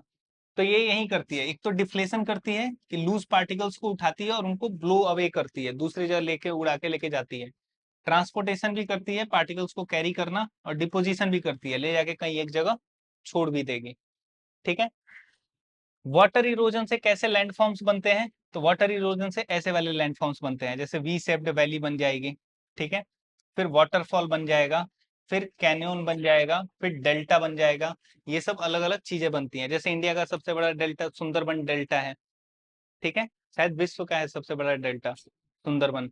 तो वहां पे ऐसा डेल्टा बनता है। डेल्टा क्यों बनता है, तो उसका अलग रीजन है कि जब पानी जो है, जब नदी जो है समुद्र से मिलने वाली होती है, तो उसके, ये नदी आ रही है, अब नदी अपना रास्ता बनाती है लेकिन हर जगह की मिट्टी और पत्थर हार्ड होते हैं, तो एक रास्ता पकड़ के चलती है। लेकिन ये जो समुद्र के पास वाले एरिया है, यहाँ की मिट्टी बहुत नरम होती है, तो यहाँ पे नदी आके अपने कई सारे रास्ते बना लेती है, ठीक है, समुद्र में मिलने से ठीक पहले। इसी को डेल्टा बोला जाता है, ठीक है। तो डेल्टा बनाती है। फिर ऐसे ही कोस्टल इरोजन में भी देखोगे कि समुद्र के किनारे जो पत्थर वगैरह होते हैं उनमें केव बन जाता है, आर्क बन जाता है, ऐसे ऐसे, ठीक है। तो ये सब इसी वजह से बनता है, बीच का पत्थर पूरा का पूरा बार बार समुद्र के लहरों से आ टकरा टकरा करके टूट गया, कट गया, तो ऐसे ये बनते हैं। फिर आता है एजेंट्स ऑफ ग्रेडेशन, ठीक है। एजेंट ऑफ ग्रेडेशन में क्या होता है कि यहाँ पे बेसिकली कुछ नेचुरल फोर्सेज होते हैं। सबसे पहले देखो, एजेंट ऑफ ग्रेडेशन क्या करते हैं, एजेंट्स का मतलब जो इस काम को करते हैं, क्या करते हैं, तो वियर डाउन करना, ट्रांसपोर्ट करना, डिपॉजिट करना, किसको, तो मटेरियल्स को, ठीक है, ताकि अर्थ का सरफेस जो है वो लेवल रहे, बराबर रहे। तो रनिंग वाटर क्या करती है, तो रॉक्स को इरोड करती है ताकि वैलीज और प्लेन्स बन पाए। ग्लेशियर्स क्या करते हैं, तो मटेरियल को कैरी करते हैं, स्क्रैप करते हैं ताकि यू शेप्ड वैलीज बने। विंड क्या करते हैं, तो डेजर्ट्स को शेप शेप करते हैं ताकि वो इरोड और डिपॉजिट ये हमेशा चलता रहे, ठीक है। फिर ऐसे ही वेव्स क्या करते हैं, तो ये कोस्ट लाइन पे जो क्लिफ्स होती हैं, क्लिफ क्या होता है, जैसे ये है कोस्टल क्लिफ। जैसे मान लो कि कहीं कई जगह देखते होगे ना कि समुद्र के किनारे ऐसे बीचेस नहीं होते, ठीक है, उनकी जगह पे ऐसे एक बहुत बड़ा सा पत्थर होता है, ठीक है, उसको क्लिफ बोलते हैं, ऊंचाई से सीधे नीचे समुद्र है, ठीक है, कई बार ऐसा होता है तो उसको क्लिफ बोलते हैं, ठीक है। तो यहाँ पे क्या होता है, यहाँ पे अलग अलग तरह की चीजें होती हैं। जैसे यहाँ से रनिंग वाटर है तो इरोड करेगा, क्या करेगा, यहाँ से पत्थरों को इरोड करेगा, ठीक है, यहाँ से लेकर के आएगा और ला करके यहाँ पे डिपॉजिट कर देगा, इसको क्लिफ बोलेंगे। जैसे यहाँ समुद्र है और सीधा यहाँ से ऐसा ऊंचाई है तो इसको, हाँ, इसको क्लिफ बोलेंगे। ऐसे ही विंड क्या करेगा, तो ऐसे सैंड ड्यून्स बनाएगा, ठीक है। सैंड ड्यून्स देखो ना, डेजर्ट्स में होते हैं, फोटोज वगैरह में देखोगे तो ऐसे सैंड ड्यून्स बनाता है। ग्लेशियर्स क्या करते हैं, देखो ऐसे जब ग्लेशियर ये मूव करेगा पूरा का पूरा, तो ये ऐसे पत्थर अपने साथ उठा करके लेके आएगा, ठीक है, सिर्फ वहां पे बर्फ नहीं आता। ऐसे ही ये जो केव वगैरह बने हुए हैं, ये किसकी वजह से बने हुए हैं, कि ये बार बार जो समुद्र का पानी जाकर के हिट कर रहा है, उसकी वजह से ये केव बन रहे हैं, ठीक है। तो ये अलग अलग चीजें जो हैं अलग अलग तरह के लैंड स्ट्रक्चर्स या फिर स्ट्रक्चर्स बनाती हैं। फिर आता है कि रिवर जो है वो जमीन को, लैंड को कैसे शेप करती है, ठीक है। तो ये भी सेम चीज करती है, इरोजन, ट्रांसपोर्टेशन, डिपोजिशन, ठीक है। पहले इरोड करेगी, यानी कि पहले उन्हें ब्रेक डाउन करेगी, फिर उन्हें ट्रांसपोर्ट करेगी एक जगह से दूसरी जगह, और फिर ले जाकर के वहां डिपोज कर देगी, मतलब छोड़ देगी, ठीक है। यही चीजें करती है। अब इस नदी में जो अपर कोर्स है, यानी कि ये वाला अपर वाला जो कोर्स है, ये अपर कोर्स बहुत ही वहां पे स्टीप ग्रेडियंट होता है, मतलब कि ऐसा होता है एकदम, ठीक है। तो बहुत तेजी से आती है, तो वहां पे वी शेप्ड वैलीज बनती हैं, वाटरफॉल्स बनते हैं और रैपिड्स बनते हैं, ठीक है। रैपिड्स का मतलब बहुत तेजी से जाने वाले ऐसे धार, पानी की धार, ठीक है, जो बहुत तेजी से जाए, वो रैपिड्स। वाटरफॉल्स बन गए, तो ऐसी बनती है कुछ, ठीक है। ये देख रहे हो बहुत तेजी से आ रही है, तो जगह जगह काटते जाएगी, काटते काटते ऐसा बनाएगी कुछ। फिर जो मिडिल कोर्स होता है ये वाला, इसमें जो रिवर है वो मिएंडर्स फॉर्म करती है, ऑक्सबो लेक्स फॉर्म करती है और फ्लड प्लेन्स फॉर्म करती है। मिएंडर्स क्या हो गए कि ऐसे ऐसे घूमना इसका, ठीक है। ये जो सांप की तरह ऐसे ऐसे घूमता है ना, इसी को हम मिएंडर्स बोलते हैं। क्यों ऐसा करता है? क्योंकि नदी जो है पहले ऐसे सीधे फ्लो कर रही थी, अब ये धीरे धीरे जाते जाते इसको काटते गई, काटते गई, काटते गई, अब इसको सीधा जाना चाहिए था, ठीक है, क्योंकि नदी सीधा जाना चाहिए था। लेकिन हुआ क्या कि जब ये नदी जा रही थी, तो यहाँ पे इसको यहाँ से सीधा जाना चाहिए था, लेकिन तभी क्या हुआ ना कि जब ये सीधा जाके बार बार इस पे हिट कर रही थी, तो यहाँ से कट के यहाँ से इसका रास्ता बनना चाहिए था। लेकिन तभी यहाँ से जो पार्ट आ रहा था उसको यहाँ से बहुत ही कमजोर रास्ता मिल गया, ठीक है, जिसको आसानी से ब्रेक डाउन किया जा सकता था। तो इसने यहाँ से ब्रेक डाउन करना शुरू किया, फिर यहाँ वाले ने यहाँ को हिट किया, बट यहाँ से यहाँ पे आसान रास्ता मिल गया। तो ऐसे नदी अपना रास्ता बनाती है, जहां पे उसे थोड़ा सा भी वीक एरिया मिलेगा, वीक जगह मिलेगा, वहां से वो ब्रेक डाउन करना शुरू करेगी, ठीक है। दूसरा, यहीं पे ऑक्सबो लेक भी बनाती है। ऑक्सबो लेक कैसे बनाती है? झील देखे हो ना, इसको ताल, झील, लेक, ये सब अलग अलग नाम से बोला जाता है। क्या होता है? तो एक अलग वाटर बॉडी, छोटा सा वाटर बॉडी जो किसी भी चीज से कनेक्टेड नहीं है, या फिर अगर नदी से कनेक्टेड भी है तो एक बहुत पतले रास्ते से कनेक्टेड है। तो ये कैसे बनता है? तो ये जो नदी है, ओवर द ईयर्स, मान लो कि ये नदी ऐसे है, इधर देखो, मान लो कि ये नदी बार बार ऐसे, ये इस नदी का रास्ता है। ओवर द ईयर्स ये नदी चलती रही, लेकिन ये जो पानी है बार बार आकर के यहाँ पे कहीं या फिर यहाँ पे कहीं ब्रेक डाउन कर रहा था, ठीक है। तो ओवर द ईयर्स नदी को एक नया रास्ता मिल गया, ठीक है। तो अब नदी ने एक और रास्ता बना लिया अपना। अब ये जब नया वाला रास्ता बना है, तो अब इस वाले रास्ते पे पानी जाना धीरे धीरे बंद हो जाएगा, क्योंकि सारा नदी का पानी इधर मुड़ गया। तो अब ये धीरे धीरे ये वाला जो रास्ता है ये कट जाएगा। तो अब कटने के बाद ये प्रॉपर बिल्कुल ही अलग हो जाएगा, एक टाइम आएगा कि ये बिल्कुल ही अलग हो गया। तो अब ये जो बना, ये बना एक ऑक्सबो लेक। ऑक्सबो लेक क्यों बोलते हैं? क्योंकि जो ऑक्स होता है ना, बैल, बैल का ऊपर का जो पार्ट देखोगे वो ऐसा कुछ होता है, ठीक है। तो ये ऑक्स के बो की तरह दिखता है, इसीलिए इसको ऑक्सबो लेक बोलते हैं। अब इसमें नेक्स्ट आता है कि थर्ड वाले में सबसे लोअर कोर्स में क्या होता है। तो यहाँ पे बहुत तेज थी नदी, यहाँ पे थोड़ा सा स्लो हुआ, यहाँ पे बिल्कुल ही स्लो आ जाएगा, ठीक है। अब वो प्लेन जमीन पे चलने लगा। अब यहाँ पे रिवर स्लो हो जाती है और डिपॉजिट्स सेडिमेंट्स, ठीक है। अब वो सेडिमेंट्स को डिपॉजिट करने लगती है, मतलब कि रोकने लगती है, छोड़ने लगती है जगह जगह, और यहाँ पे आके ये डेल्टा बनाती है, लीवीज बनाती है, एलुवियल फैंस बनाती है, ठीक है। तो यहाँ पे जब ये आएगी तो ऐसे नेचुरल लीवीज बनाएगी, मतलब उसके बाद से वाइड फ्लड प्लेन्स बनाएगी, मिएंडर स्क्रोल्स बनाएगी, डेल्टा बनाएगी, तो ऐसे अलग अलग चीजें बनाती है यहाँ पे आकर के, ठीक है। तो नदी का ये पूरा का पूरा जो रास्ता है वो 3 फेजेस में ऐसे डिवाइडेड होता है।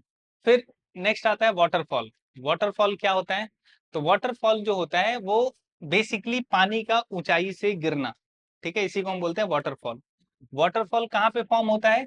जहां पे रिवर जो है वो it flows over A steep Cliff, या फिर वर्टिकल ड्रॉप, या तो वर्टिकल ड्रॉप हो, या तो एकदम ऐसा वाला क्लिफ हो कि एकदम ऐसे लगातार रन कर रही हो, तब वो बीच में कहीं पे भी हल्का सा भी ब्रेक मिलेगा तो वो वाटरफॉल बन जाएगा। तो इसको वाटरफॉल बोलते हैं।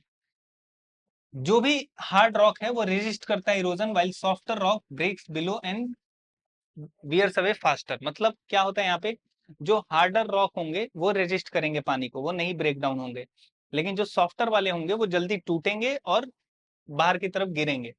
ये जो अनइवन वियरिंग है, इसी की वजह से सडन ड्रॉप आता है रिवर में, कि ये वाले जो यहाँ पे जो पत्थर थे ना, ये ब्रेक डाउन नहीं हो रहे थे, ये रेजिस्ट कर रहे थे, लेकिन यहाँ वाले ब्रेक डाउन होते गए जल्दी जल्दी, तो यहाँ पे वाटरफॉल बना। ठीक है, जो वाटरफॉल है वो टूरिस्ट को अट्रैक्ट करता है और इसको हाइड्रो इलेक्ट्रिक पावर जनरेशन के लिए भी यूज करते हैं।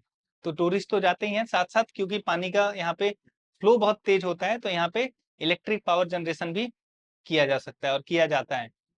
उसके अलावा trekking, photography, cultural religious importance, ये सब इनका अलग होता है। अब ये जो वाटरफॉल है जब ये गिरता है ना नीचे, तो देखो यहाँ पे ये हार्ड रॉक है, ये रेजिस्ट कर रहा है, तो ये रेजिस्ट करेगा तो डिफ्लेक्शन, या तो पानी इधर आएगी या तो पानी इधर आएगी। अगर ये रेजिस्ट कर रहे हैं तो फिर पानी यहाँ से गिरना शुरू हो जाएगा। अब जब ये पानी जहां पे गिर रहा है, जिस जगह पे एग्जैक्टली गिर रहा है, वहां पे ज्यादा गड्ढा हो जाता है। ठीक है, क्योंकि बार बार फोर्स लग रहा है, तो जिस जगह पे पॉइंट पे गिर रहा है वहां पे गड्ढा हो जाता है। जहां पे गड्ढा होता है उसको हम पूल बोलते हैं। कौन सा पूल? Plunge pool. ठीक है, क्योंकि पानी के वाटरफॉल के गिरने की वजह से वहां पे वो पुल बना है। फिर नेक्स्ट आता है मिएंडर। ठीक है, मिएंडर क्या होता है? तो मिएंडर अभी देखा हमने इसमें। मिएंडर में क्या होता है कि मिएंडर बेसिकली होता है कि जब नदी चलती है तो वो जगह जगह से ऐसे घूमती रहती है। वो घूमती क्यों है? कि कहीं पे ला करके डिपॉजिट कर दिया धीरे धीरे। ठीक है, इसका एक रीजन ये भी हो सकता है ऑक्सबो लेक बनने का, कि जैसे मान लो कि ये कोई यंग मिएंडर है, नया नया है, इसने ऐसा अपना रास्ता बनाया है। ठीक है, फिर धीरे धीरे उस मिएंडर एकदम डेवलप हो गया, बहुत अच्छे से ऐसे सांप की तरह चलने लगा। अब ये धीरे धीरे होगा क्या ना, जब ये नदी ऐसे चल रही है तो ये अपने साथ पत्थर भी लेकर के आ रही है। ठीक है, अब धीरे धीरे ये पत्थर आकर के सारे यहाँ पे डिपॉजिट होने लगे। ठीक है, अब बहुत सारे जब पत्थर डिपॉजिट हो जाएंगे ना यहाँ पे, तो फिर अब ये पानी के लिए रास्ता एकदम पतला पड़ गया। अब यहाँ से पानी बहुत आसानी से मूव नहीं कर सकता। तो अब वो धीरे धीरे क्या करेगा, यहाँ से अपना एक नया रास्ता बना लेगा। ठीक है, अब इसकी वजह से भी ऑक्सबो लेक बन जाते हैं कि अब यहाँ से एक नया रास्ता बनाया और ये सीधे आकर के यहाँ पे मिल गया। अब ये रास्ता पूरी तरीके से कट गया और कट करके ये क्या बना, तो यही हमारा एक ऑक्सबो लेक बन गया। ठीक है, तो ये भी एक तरीका होता है ऑक्सबो लेक बनने का, कि धीरे धीरे ये ब्रेक डाउन होता जाएगा और ब्रेक डाउन होने के बाद कट ऑफ हो जाएगा पूरा। तो मिएंडर जो है वो क्या है, एक विंडिंग कर्व है जो कि मिडिल या फिर लोअर कोर्सेज में बेंड होकर के नदी का चलना, ये इरोड करती है आउटर बैंक को, मतलब कि ये वाले एरिया आउटर बैंक को ये इरोड करती है और इसके साथ साथ चलती जाती है। ओवर टाइम ये धीरे धीरे लार्ज लूप्स बना लेती है सांप की तरह। और फिर जो फर्टाइल सॉइल होते हैं वो भी एग्रीकल्चर और सेटलमेंट्स के लिए, जैसे यहाँ से नदी की वजह से जो मिट्टी आती है एलुवियल सॉइल उसको बोलते हैं, एलुवियल सॉइल। ठीक है, नदी हर साल मिट्टी लेकर के आती है या फिर हर 5 साल 10 साल पे, जो कि एग्रीकल्चर वगैरह के लिए बहुत ज्यादा यूज होता है। ठीक है, अच्छा होता है, वहाँ पे खेती अच्छी होती है। यूपी बिहार में जितने भी प्लेन्स हैं वहाँ पे जो मिट्टी पाई जाती है वो एलुवियल मिट्टी, एलुवियल सॉइल पाई जाती है। फिर ये जो मेंडरिंग है, ये जो मेंडरिंग रिवर्स है, इनकी वजह से इरिगेशन हुआ, नेविगेशन हुआ, टूरिज्म हुआ, ये सबको भी फायदा मिलता है। फिर नेक्स्ट आता है डेल्टा। डेल्टा क्या होता है? तो बेसिकली वही सेम चीज की नदी जो है जब वो समुद्र से मिलने वाली होगी, तो क्योंकि यहाँ पे समुद्र है, पानी बहुत टाइम से है, तो इसके आसपास का ये जो रीजन होगा ना, यहाँ की मिट्टी बहुत ही ज्यादा नरम होती है। तो नदी जहां जहां से उसका फ्लो पतला पतला जाता है वहां वहां से बहुत सारे रास्ते कटने लगते हैं। ठीक है, तो इसी को बोलते हैं डेल्टा। ठीक है, अ, एक होता है टर्म ट्रिब्यूटरी। ट्रिब्यूटरी सुने हो? ट्रिब्यूटरी का मतलब होता है सहायक। जैसे अगर गंगा एक नदी है बहुत बड़ी, ठीक है, तो गंगा नदी की बहुत सारी सहायक नदियां हैं, ट्रिब्यूटरी नदियां हैं, मतलब कि बहुत सारी नदियां हैं जो जाकर के गंगा में मिलती हैं। जैसे यमुना एक नदी है जो जाकर के गंगा में मिलती है। ठीक है, ऐसे ही बहुत सारी नदियां हैं जो कि अलग अलग जगह से आती हैं और गंगा में आकर के मिलती हैं। तो इन सबको बोला जाता है ट्रिब्यूटरी। ठीक है, दूसरा एक टर्म होता है उस नदी का बहुत सारे पार्ट में टूट जाना। ठीक है, और उससे कई सारी नदियां निकलना, तो उसको बोलते हैं डिस्ट्रीब्यूटरी। ठीक है, इसीलिए बताया हूं कि ऐसे कंफ्यूज नहीं होना। तो क्योंकि वो नदी और भी नदियों और भी पार्ट्स में टूट रही है और लंबा रास्ता तय कर रही है, तो वो नदी कहलाएगी। ये जो तीनों अलग अलग हैं, ये तीनों अलग अलग नदियां हैं, और ये तीनों नदियां क्या कहलाती हैं? डिस्ट्रीब्यूटरी। या नहीं, जो चीज यहाँ पे होता है वो डेल्टा है, जो चीज वहां पे हो रहा है वो डिस्ट्रीब्यूटरी रिवर है, क्योंकि यहाँ पे अब फाइनली ये समुद्र से मिलने वाला है, तो बहुत सारे माउथ बना लिया और आकर के मिल गया, तो इसको हम बोलेंगे डेल्टा। इसको डिस्ट्रीब्यूटरी नहीं बोल सकते, ठीक है, बट उसको हम बोलेंगे डिस्ट्रीब्यूटरी, ठीक है। जैसे सुंदरबन डेल्टा गंगा ब्रह्मपुत्र नदी से बनता है, तो ये सबसे फेमस एग्जांपल है, ठीक है। डेल्टा वाले जो एरियाज होते हैं वहां पे फ्लडिंग बहुत ज्यादा आता है, जिसकी वजह से ह्यूमन लाइफ और एक्टिविटीज बहुत ज्यादा वहां पे सपोर्ट नहीं हो पाती। यहाँ पे फिशिंग बहुत अच्छा होता है, मछली बहुत ज्यादा मछलियां यहाँ पे आती हैं, ठीक है। फिर यहाँ पे फर्टाइल लैंड होता है, ठीक है, क्योंकि अलूवियल सॉइल है। फिर नेक्स्ट आता है बीचेज, ठीक है, जो कि लैंडफॉर्म के डिपोजिशंस हैं, मतलब जो कि समुद्र की वजह से बनते हैं। तो जो वेव्स और करंट आते हैं ना, वो कॉन्स्टेंटली ओशियन सरफेस को रीशेप करते रहते हैं, कोस्ट को रीशेप करते रहते हैं। जैसे एक बीच है, बीच पे क्या होता है, सैंड, पेबल्स, रॉक्स, ठीक है, यही होता है ना। बालू होगा, छोटे छोटे पत्थर होंगे, बड़े बड़े पत्थर होंगे, इन्हीं सब से जो शोर लाइन पे जो होते हैं, इन्हीं से बीच बोलते हैं।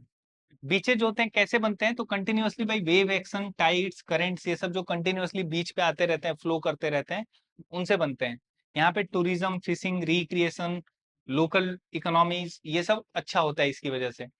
फिर ये नेचुरल बैरियर का भी काम करते हैं, ये सेटलमेंट्स को प्रोटेक्ट करते हैं फ्रॉम स्ट्रॉन्ग वेव्स, कि जब ये वेव्स आती हैं बहुत स्ट्रॉन्ग वाली, तो यहाँ पे जो सेटलमेंट है वो एटलीस्ट अफेक्ट नहीं होता है इन वेव्स से, क्योंकि ये आकर के यहाँ पे रुक जाते हैं, ठीक है। अब यहाँ पे क्या क्या चीजें होती हैं, तो जैसे ये ऊपर जो है उसको बोलेंगे हाईलैंड, ये हो गया हमारा बीच, ठीक है, जेंटल स्लोपिंग एरिया। ये हो गया हमारा बे, ठीक है, wide inlet of sea where land curves inward. Bay क्या होता है कि लैंड जहाँ पे इनवर्ड कर्व हो रहा होता है, जैसे बे ऑफ बंगाल, ठीक है, वो इसका एग्जांपल है। ऐसे यहाँ पे सैंड बार्स हो गए, ठीक है, एक रिज बीच में बन गया, दो पानी के बीच में एक रिज बन गया, तो ये सैंड बार कहलाएगा। तो ऐसे ये चीजें बनती हैं। अब जैसे मान लो कि ये है, तो ये धीरे धीरे इसको ब्रेक डाउन करते करते करते करते ऐसे ये धीरे धीरे प्रॉपरली ऐसा बना देगा, ठीक है, ऐसे बीच बना देगा, ठीक है। तो इन्हीं को बीचेज बोलते हैं। फिर नेक्स्ट आता है कोस्टल इरोजन, ठीक है, जो कोस्टल एरियाज में, मतलब समुद्र में जो इरोजन होता है वो कैसा होता है, उसमें क्या क्या चीजें होती हैं। तो देखो, सबसे पहला एक होता है हेडलैंड। हेडलैंड का मतलब क्या होता है कि एक हाई और वाइड एरिया ऑफ लैंड होता है जो कि समुद्र में जाकर के सीधे मिल जाता है, जैसे ऐसा, ठीक है। ये ऐसा बीच नहीं है, ये सीधा ऐसा है और ये समुद्र है, ये सीधा ऐसा खड़ा है। तो वेव्स जो होते हैं वो बार बार वीकर रॉक्स को अटैक करते हैं, वेव्स जो है बार बार यहाँ पे जाकर के अटैक कर रहे हैं, ठीक है, और जहां पे वीक रॉक्स होंगे उनको पहले ब्रेक डाउन करेंगे, ठीक है। तो यहाँ पे वीक जोन है तो पहले इसको अटैक करके ऐसा बनाया। फिर केव क्या होता है, तो वेव्स जो होते हैं वो धीरे धीरे क्रैक्स और वीकनेसेस को बीच में से तोड़ने लगते हैं, और इसकी वजह से क्या बनता है, केव। ये धीरे धीरे बड़ा होता जाता है और प्रॉपर एक केव बन जाता है। फिर अगर ऐसा बन जाए कि पूरा आर पार ही हो जाए तोड़ तोड़ करके, तो उसको क्या बोलेंगे, आर्क, ठीक है। फिर स्टैक क्या हो गया कि अगर ऊपर का भी पार्ट हट जाए, सिर्फ ऐसे दो रह जाए, ऊपर का भी पानी के बड़े बड़े, नहीं नहीं, पानी के जब बड़े बड़े वेव्स आते हैं ना, तो वो बार बार आकर के ऊपर भी हिट कर रहे हैं, ठीक है। तो ये इसको बोलते हैं स्टैक। तो ये अलग अलग तरीकों से बनता है ये, ठीक है। फिर आता है ग्लेशियल लैंडफॉर्म्स। ग्लेशियल लैंडफॉर्म्स क्या होते हैं कि ग्लेशियर जो अलग अलग तरह के लैंडफॉर्म्स बनाते हैं। तो ग्लेशियर जो होते हैं वो स्लोली मूव करते हैं ओवर द लैंड और उसको अपने हिसाब से बनाते हैं। तो जैसे इसमें आता है एक यू शेप्ड वैली। तो जैसे जैसे ग्लेशियर जो है वो वाइडन होंगे और डीपेन होंगे, तो रिवर वैलीज डीपेन होंगी। तो जैसे यू शेप्ड वैली है ये, ठीक है। एक होता है वी शेप्ड, कि मतलब बिल्कुल ऐसा, ठीक है। लेकिन जैसे जैसे ग्लेशियर जो हैं वो वाइडन होते जाएंगे, तो जो नैरो जो रिवर वैली है वो और डीप होती जाएगी, तो ऐसा यू शेप वैली बनेगा, ठीक है, ऐसा बन रहा है, ठीक है। अगर ये वाइडर नहीं होता तो ये बिल्कुल ऐसा बनता, वी शेप्ड, ठीक है। तो इसको बोलते हैं यू शेप्ड वैली, ठीक है। तो यहाँ पे ग्लेशियर्स क्या करेंगे, ग्लेशियर्स वाइडन होंगे, यानी कि ग्लेशियर्स बढ़ेंगे, चौड़ा होंगे, और जो रिवर वैली होगी वो और डीप होगी। तो जो साइड के और फ्लोर हैं वो धीरे धीरे ब्रेक डाउन होते जाएंगे और इससे एक वाइड और flat bottom U shaped valley बनेगी, ठीक है। पहले ऐसा था वी शेप्ड, और फिर जब ये वाइडन होते गए तो ये यू शेप्ड बन गया। ठीक है, फिर नेक्स्ट आता है कर्क, ठीक है, या फिर कुरी। क्या होता है ये? तो ग्लेशियर जो होते हैं वो धीरे धीरे हेड ऑफ द माउंटेन जो है, माउंटेन वैली, उसको इरोड करते हैं और एक स्टीप वॉल्ड बॉल शेप बना देते हैं। मतलब चारों तरफ से ऐसे स्टीप वॉल रहेगा और बीच में ये बॉल शेप्ड जगह रहेगी जहाँ पे पानी वगैरह ये सब रहता है, तो इसको कर्क बोलते हैं। ठीक है, फिर नेक्स्ट आता है एरीट, यानी कि शार्प रिज।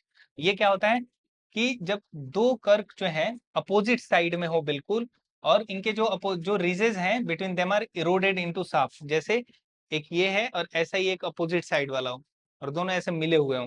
ठीक है, तो ऐसा रिज बनेगा, इसको रिज बोलते हैं।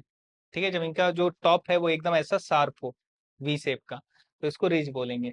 फिर आता है हैंगिंग वैली, कि जो एक छोटा सा ग्लेशियर है वो एक मेन वैली को ज्वाइन कर ले। ठीक है, फ्रॉम साइड।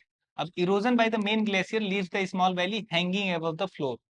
मतलब एक छोटा सा ग्लेशियर था, ये है मेन वैली, ठीक है, और ये है छोटा सा वैली। इन दोनों ने एक दूसरे को ज्वाइन किया। ठीक है, छोटे वाले ने बड़े वाले को ज्वाइन किया।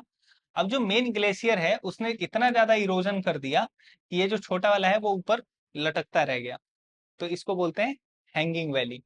ठीक है, फिर एक आते हैं, ये ऐसा होता है।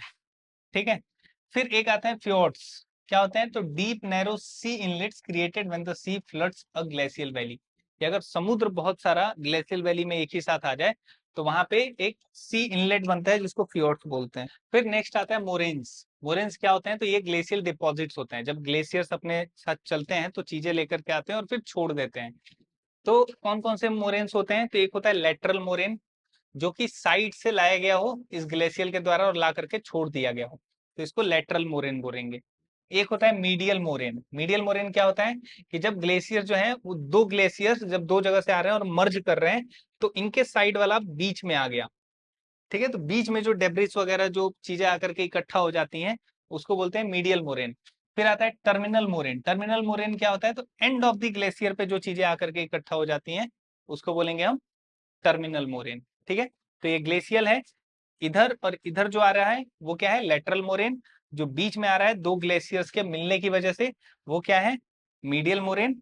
और जो टर्मिनल मोरेन है वो at the end. Glacial moraines basically क्या होते हैं कि यहाँ से जब ग्लेशियर्स हल्का फुल्का भी पिघल जाते हैं ना, कि मतलब इतने पिघल जाए कि पानी ना बने बट वो नीचे की तरफ गिरना शुरू हो जाए सॉलिड फॉर्म में ही हल्का हल्का, तो जब वो नीचे गिरते हैं तो वो अपने साथ बीच में जो भी रॉक्स वगैरह होंगे, जो भी डेब्रिस होगा, वो अपने साथ लेकर के ऐसे नीचे की तरफ आएंगे। तो यही जब लेकर के आते हैं तो ये अलग अलग तरह के मोरेन्स बनाते हैं। अगर साइड में वो उन पत्थरों को ला करके छोड़ दिया तो वो कहलाते हैं क्या? लेटरल मोरेन, यहाँ पे या फिर यहाँ पे।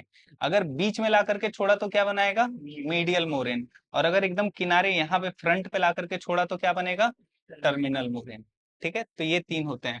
चलो अब नेक्स्ट देखते हैं। नेक्स्ट था हमारा विंड, विंड इरोजन। तो इरोजन और वेदरिंग में क्या फर्क है? दोनों में डिफरेंस क्या है?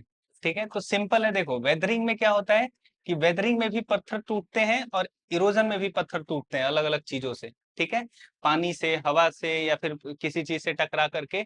लेकिन वेदरिंग में जो पत्थर टूटते हैं वो वहीं के वहीं इकट्ठा एक जगह रह जाते हैं, वो वहां से मूव नहीं करते हैं। ठीक है, जबकि इरोजन में क्या होता है कि ये जो छोटे छोटे पार्टिकल्स हैं ये कहीं और चले जाते हैं। ठीक है, या तो उनको पानी बहा करके कहीं ले जाएगा, या तो उनको हवा उड़ा करके कहीं ले जाएगा। तो ये डिफरेंस होता है दोनों में। अब इसी में नेक्स्ट कह रहा है कि जो इरोजन है वो इरोजन विंड के थ्रू कैसे होता है। तो विंड इरोजन में कैसे बनता है? तो देखो, ये लैंडफॉर्म्स हैं कुछ, जैसे एक आता है सैंड ड्यून। ये ज्यादातर कहाँ देखने को मिलेगा? तो जो डेजर्ट एरिया होंगे वहां पे ये देखने को मिलता है। ठीक है, तो वहां पे क्या होता है ना कि जैसे समुद्र की लहरें जैसा वो बनाती है ना, वेव का एक फॉर्म बनाती है ना, पिक्चर, सेम वैसा ही सैंड बना लेते हैं इस टाइप का। ठीक है, यहाँ पे तो ये पत्थर वाला दिख रहा है, वहां पे बालू के रेत का ही वैसा बन जाता है। ठीक है, तो वो सैंड ड्यून्स कहलाते हैं। तो यहाँ पे क्या होता है कि जैसे एक तो यारडंग रिजेस और डिफ्लेशन हॉलो ओएसिस। ठीक है, ये बनता है। जैसे डिफ्लेशन हॉलो ऐसा हुआ, इसको ओएसिस बोलते हैं। इसमें क्या होता है कि एक सैलो, मतलब कि बहुत गहरा नहीं, हल्का सा गहरापन वाला एक तालाब की तरह बन जाता है, ठीक है। ये कैसे आता है, क्योंकि यहाँ से जो लूज सरफेस था उसको हवा यहाँ से उड़ा करके ले गई, ठीक है। तो यहाँ पे गड्ढा बन गया हल्का सा, और इस गड्ढे को ही हम क्या बोलेंगे, डिफ्लेशन हॉलो या फिर ओएसिस, ठीक है। यहाँ पे वाटर वगैरह कलेक्ट हो जाता है, फिर यारडांग रीजेस बनते हैं। रीजेस पता है क्या होता है? रीजेस पढ़ा था कि समुद्र के बीच में जब दो प्लेट्स एक दूसरे से दूर जाते हैं तो बीच में से क्या निकलता है, मैग्मा, लावा निकलता है, और वो लावा ऊपर आकर के एक ऐसा रास्ता बना देगा जिसको हम रीजेस बोलते हैं, ठीक है। यही रीजेस अगर हवा की वजह से लैंड पे बन रहा है तो उसको हम क्या बोलेंगे, यारडांग रीजेस, ठीक है। तो ये भी कैसे बनते हैं कि लॉन्ग और नैरो रीजेस होते हैं, जो हवा होती है वो इनके आसपास के जितने भी लूज पार्टिकल्स होंगे, चाहे वो सैंड हो चाहे वो पत्थर हो, उनको उड़ा करके लेके चली जाएगी कहीं, ठीक है। आंधी आए या फिर नॉर्मल हवा चलती रहे तो ये उड़ा के ले जाएगी, और यहाँ पे सिर्फ ऐसे लॉन्ग नैरो रीजेस रह जाएंगे, तो इनको बोला जाता है यारडांग रीजेस। जैसे ये देखो, ये स्टेप होता है, पहले ऐसा था, प्लेन था, फिर यहाँ से हवा धीरे धीरे जो सॉफ्टर मटेरियल है वो उड़ते गए यहाँ से, और उड़ते उड़ते एक टाइम ऐसा आया कि सारे सॉफ्टर मटेरियल उड़ गए और सिर्फ बीच में ऐसे रिजेस बच गए, ठीक। तो ये फॉर्मेशन होता है यारडांग रीजेस का। तो इनमें क्या होता है कि विंड इरोजन जब बहुत तेज होती है तो वो लूज जितने भी सैंड और मिट्टी होती है उसको उड़ा करके ले जाती है। फिर जो यारडांग्स होते हैं वो क्या होते हैं, तो स्ट्रीम लाइंड रॉक रीजेस होते हैं। ये जो रीजेस होते हैं ये किसके बने होते हैं, रॉक के, ठीक है। तो और स्ट्रीम लाइंड होते हैं, एक सीधे में होते हैं। डिफ्लेशन डिफ्लेशन हॉलोज क्या होते हैं, तो जब एक जगह से बहुत सारी लूज मिट्टी एक साथ निकल जाए और वहां पे सैलो हॉलो स्फीयर बन जाए, ठीक है, गड्ढा बन जाए, तो उसको डिफ्लेशन हॉलो बोलेंगे। फिर डिजर्ट पेवमेंट्स आते हैं। ये क्या होते हैं, तो फ्लैट सरफेस, मतलब जैसे यहाँ पे कोई ऐसा मिट्टी का, सैंड का एक रिज बने और उसके पीछे का जो एरिया है वो फ्लैट रहे। क्यों फ्लैट है, क्योंकि ऐसे समझो कि ये रिज बन गया, ठीक है, और इसके पीछे की जो मिट्टी है, अब जो भी हवा आ रहा है ना वो यहाँ से टकरा के ऊपर चला जा रहा है, ठीक है। अब वो इस पे नहीं पहुंच पा रहा है क्योंकि ये नीचे है फ्लैट सरफेस, तो यहाँ से ऊपर चला जा रहा है, तो यहाँ पीछे फ्लैट सरफेस रह जाएगा, इसी को बोलते हैं डेजर्ट पेवमेंट्स, ठीक है। और ओएसिस क्या होता है, तो ओएसिस जब इसी डिफ्लेशन हॉलो में पानी आ जाए, पानी इकट्ठा होने लगे, तो वो ओएसिस बन जाता है, ठीक है। फिर नेक्स्ट आता है सैंड ड्यून्स। सैंड ड्यून्स वही हवा की वजह से बनते हैं। तो यहाँ पे कौन कौन से सैंड ड्यून्स होते हैं, तो एक होता है बारकन ड्यून जो ऐसे बनता है, एक होता है ट्रांसवर्स या फिर लॉन्गिट्यूडनल ड्यून ड्यून जो कि सीधा बनता है, और एक होता है स्टार ड्यून जो कि एक ही पास बहुत सारे इकट्ठा हो जाए सेंटर, और वहीं से बहुत हर साइड में ऐसा रिज निकले, ठीक है। तो ये सैंड ड्यून्स होते हैं। ये क्रेस्ट ड्यून्स होंगे जो कि बिल्कुल ही लॉन्ग ऐसे सीधे होंगे, और ये जो होंगे बारकन ड्यून्स होंगे जो कि ऐसे स्नेक के शेप में ऐसे होते हैं, ठीक है। इसमें एक तो होता है जो एक साइड होता है उसको हम बोलते हैं स्लिप फेस। क्यों स्लिप फेस बोलते हैं, क्योंकि ये बिल्कुल ऐसा होता है, टिल्टेड, ठीक है। तो स्लिप फेस होगा। इसमें जो दो साइड होते हैं उसको हम क्रेस्ट बोलते हैं। क्रेस्ट और ट्रफ पढ़े हो ना, जब कोई भी चीज वेव के फॉर्म में ऐसा चलता है तो हम उसको दो फॉर्म में बताते हैं, एक क्रेस्ट और एक ट्रफ, ठीक है। तो ये अलग अलग तरह के सैंड ड्यून्स होते हैं। अब सिंपल है कि सब एक ही तरह से बनेंगे। देखो, इसमें भी फ्लैट सरफेस है, इसमें भी फ्लैट सरफेस है, और इसमें भी फ्लैट सरफेस है। तो जब तीनों जगह फ्लैट सरफेस है तो ये तीन अलग अलग तरह के क्यों बने हैं, ठीक है। तो यहाँ पे रीजन क्या है, यहाँ पे है कि सैंड जो है वो एक्यूमुलेट करेगा on the down wind side. Down wind side का मतलब क्या हुआ, विंड का डायरेक्शन है ये, ठीक है। तो होगा क्या कि विंड पीछे से बहुत सारे सैंड उठा करके ला रही है, लेकिन यहाँ आने के बाद कुछ यहाँ के जो पार्टिकल्स हैं वो यहाँ इकट्ठा होते जा रहे हैं, ठीक है। अब विंड का भी स्पीड होता है कि कहीं हो सकता है तेज हो, कहीं हो सकता है स्लो हो, तो कुछ पार्टिकल्स कहीं कहीं गिरते जाते हैं ऐसे। तो फिर यहाँ पे ऐसे हॉर्न्स एक्सटेंड होते हैं और यहाँ पे आकर के इकट्ठा होने लगता है, तो ऐसा बारकन ड्यून बनता है। यहाँ पे क्या होता है कि सैंड बिल्ड्स रिजेस, मतलब यहाँ पे बीच बीच में ना कहीं कहीं, अब जैसे ये वाला जो पार्ट होगा ना ये बहुत ही ज्यादा टफ होगा, ठीक है, ये पत्थर का होगा, रिजेस होंगे जो कि आसानी से हट नहीं पाते होंगे विंड की वजह से। तो अब यहाँ पे क्या होगा कि यहाँ से तो हवा सब कुछ उड़ा ले गई, लेकिन ये वाला पार्ट नहीं हटा पाई क्योंकि ये रॉक था, और इसके इधर वाला पार्ट भी बच गया। यहाँ पे क्या होता है कि विंड जो है बहुत सारे डायरेक्शन से आ रही है, यहाँ पे हर डायरेक्शन से विंड आ रही है, ठीक। तो हर डायरेक्शन पे आने की वजह से सैंड जो होता है हर जगह से उठ करके बीच में आकर के बिल्डअप हो जाता है, ठीक है, बीच में आकर के सैंड इकट्ठा हो जाता है, और इसी इकट्ठा होने की वजह से यहाँ पे मल्टीपल आर्म्स बनते हैं जिसको कि हम स्टार ड्यून बोलते हैं, ठीक है।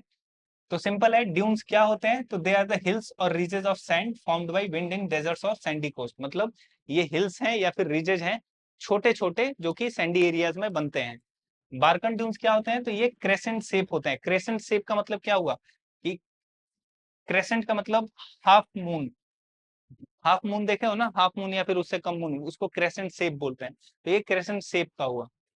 लॉन्गिट्यूडनल या फिर ट्रांसवर्स ड्यून्स क्या होते हैं, तो लॉन्ग रीजेस होते हैं, पैरेलल पैरेलल, ठीक है। स्टार ड्यून्स क्या होते हैं, तो जिनके मल्टीपल आर्म्स होते हैं। कुछ पैराबोलिक ड्यून्स होते हैं, पैराबोलिक ड्यून्स यानी कि ऐसे, ठीक है। पैराबोलिक ड्यून्स कैसे बनते हैं, जैसे देखते होगे ऐसे है, ये सैंड है और यहाँ पे कोई ऐसा ड्यून बन गया, ठीक है, पैराबोलिक, ठीक है। अब यहाँ पे क्या हो रहा है कि बहुत सारा सैंड आकर के एक ही जगह पे इकट्ठा हो रहा है, तो ऐसा पैराबोलिक सैंड इकट्ठा हो गया, ठीक है। तो ये यू शेप्ड के होते हैं और ये स्टेबलाइज्ड होते हैं, ठीक है, वेजिटेशन की वजह से एक जगह पे इकट्ठा रहते हैं। वेजिटेशन का मतलब कि जैसे यहाँ पे कोई पेड़ हो, यहाँ पे कोई पेड़ हो, यहाँ पे कोई पेड़ हो, तो हवा यहाँ से जो भी पार्टिकल्स को उठा करके लाएगी, यहाँ आते आते बीच में वो पेड़ों के बीच में सबको छोड़ देगी, ठीक है। तो यहाँ पे पैराबोलिक ड्यून्स बनते हैं। तो ये ड्यून्स काम क्या करते हैं, इनका फायदा क्या होता है, तो ये नेचुरल बैरियर की तरह काम करते हैं against desertification and strong sea winds. मतलब कि जब भी बहुत तेजी से हवाएं चलेंगी यहाँ पे, तो ये जो ड्यून्स होते हैं ये एक तरीके से, जैसे हिमालय क्या करता है, अगर यहाँ पे पीछे इंडिया है और यहाँ पे हिमालय है, तो हिमालय क्या करता है, जो रसिया की तरफ से जो ठंडी हवाएं आती हैं सर्बिया वगैरह की तरफ से, उन ठंडी हवाओं को रोक देता है और वो इंडिया तक नहीं पहुंचने देता है, ठीक है। सेम ऐसे ही यहाँ पे ये जो ड्यून्स हैं ये क्या करते हैं कि अगर ये सब फ्लैट रहे, तो बहुत सारा जब हवा तेज आएगी या फिर जो विंड से सी विंड जो आएगी वो बहुत सारा यहाँ से मिट्टी सैंड उठा करके ले जाएगी। तो यहाँ पे ये क्या करते हैं, ये एक नेचुरल बैरियर का काम करते हैं कि हर जगह ब्रेक लगा देते हैं, ठीक है।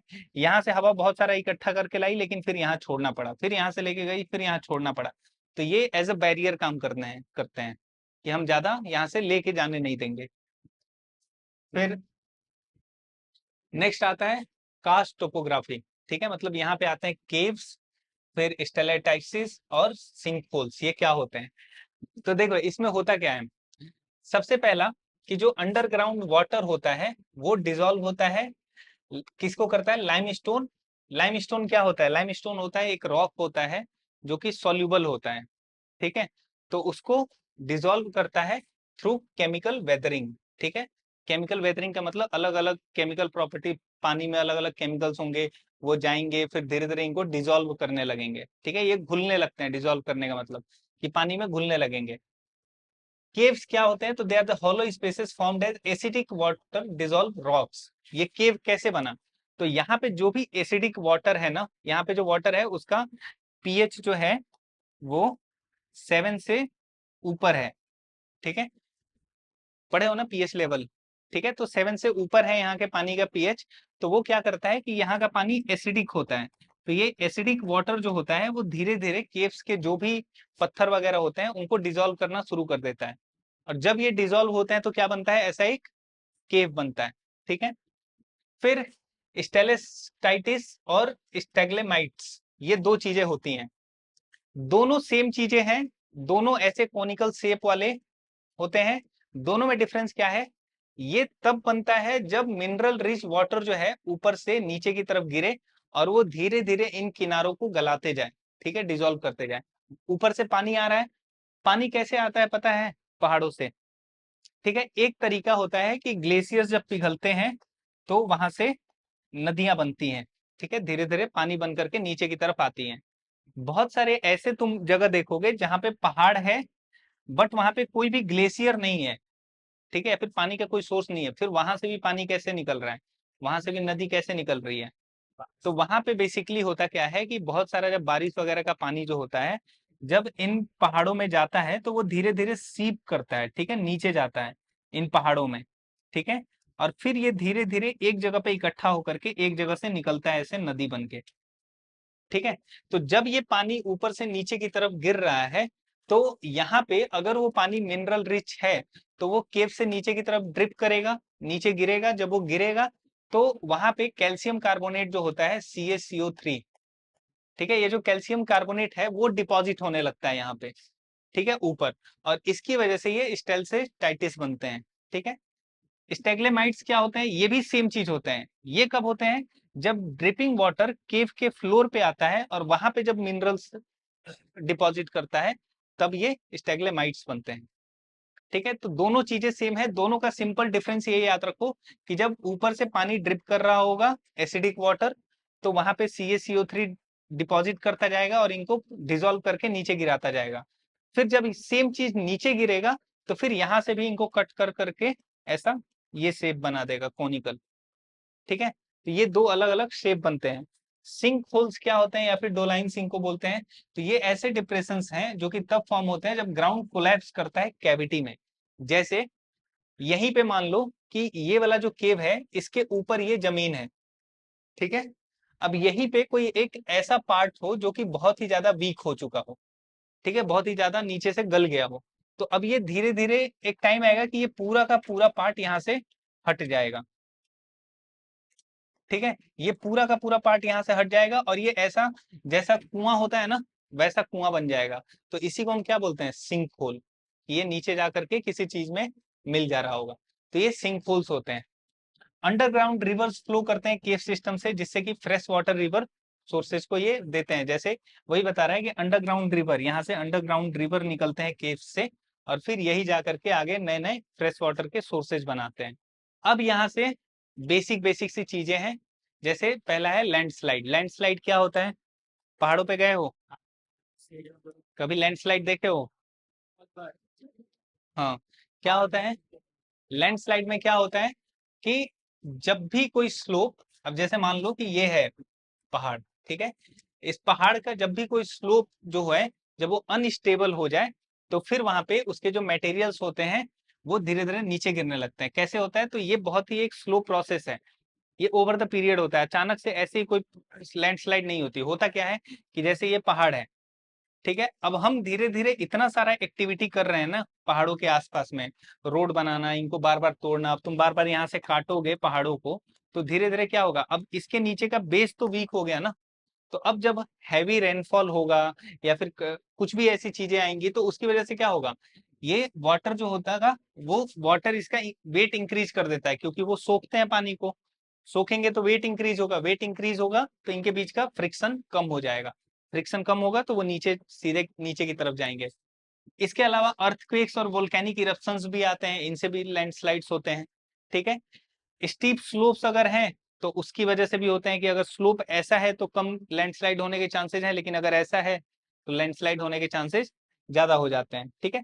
इसके अलावा ह्यूमन कॉजेज भी हैं, डिफॉरेस्टेशन, जैसे पहाड़ पर के जंगल काट दो तुम, तो वो जो रूट्स थे वो जो पहले मिट्टी होल्ड करके रख रहे थे अब वो नहीं रोक पाएंगे। ऐसे ही माइनिंग, एक देखे थे ना अभी 1-2 साल पहले, एक माइन के अंदर लगभग 20-25 लोग 50 लोग फंस गए थे, ठीक है। तो वो कैसे फंसे थे कि इसके अंदर जा करके माइनिंग कर रहे थे, ठीक है। अब धीरे धीरे ये पूरा सामने से कोलैप्स कर गया क्योंकि वीक हो गया, कोलैप्स कर गया। तो माइनिंग होता है, रोड कंस्ट्रक्शन है। अगर यहाँ पे ये रोड नहीं बना होता तो ये पहाड़ कुछ ऐसा होता, ठीक है। और जब ये पहाड़ ऐसा होता तो फिर ये नहीं लैंडस्लाइड होता, लेकिन हमने रोड बनाने के लिए इसको काट करके सीधा कर दिया। अब जब सीधा कर दिया तो यहाँ से हल्का सा भी वीक पड़ेगा तो तुरंत वो लैंडस्लाइड करेगा, ठीक है। तो ये चीजें होती हैं। अनप्लान्ड हिल साइड कंस्ट्रक्शन जो होते हैं तो इनकी वजह से ये लैंडस्लाइड होता है। तो यहाँ पे देखो सिंपल है कि स्टेबल स्लोप है, यहाँ पे पेड़ वेड़ है सब कुछ, तुम पेड़ काट दो, बारिश होने लगे, ऐसा कुछ भी हो, या फिर अर्थक्वेक आए या फिर स्लोप से स्टीप्स हो जाए, तो अब ये धीरे धीरे यहाँ पे बारिश होगी और ये फूलेगा, ठीक है। और यहाँ से ये फ्रिक्शन कम होगा, ट्रिगर करेगा, स्लोप और वीक होगी और फिर इसका मूवमेंट होना पूरे के पूरे का एक साथ स्टार्ट होगा। और फिर जब ये मूव करेगा तो आकर के एक जगह ऐसे डिपॉजिट हो जाएगा। तो ये पूरा का पूरा प्रोसेस होता है। इम्पैक्ट क्या पड़ता है इसका, तो इसकी वजह से रोड ब्लॉक हो जाते हैं, प्रॉपर्टी डैमेज हो जाती है, लाइफ को रिस्क होता है, और जो ट्रांसपोर्ट और कम्युनिकेशन सिस्टम है वो पूरी तरीके से खराब हो जाता है, ठीक है।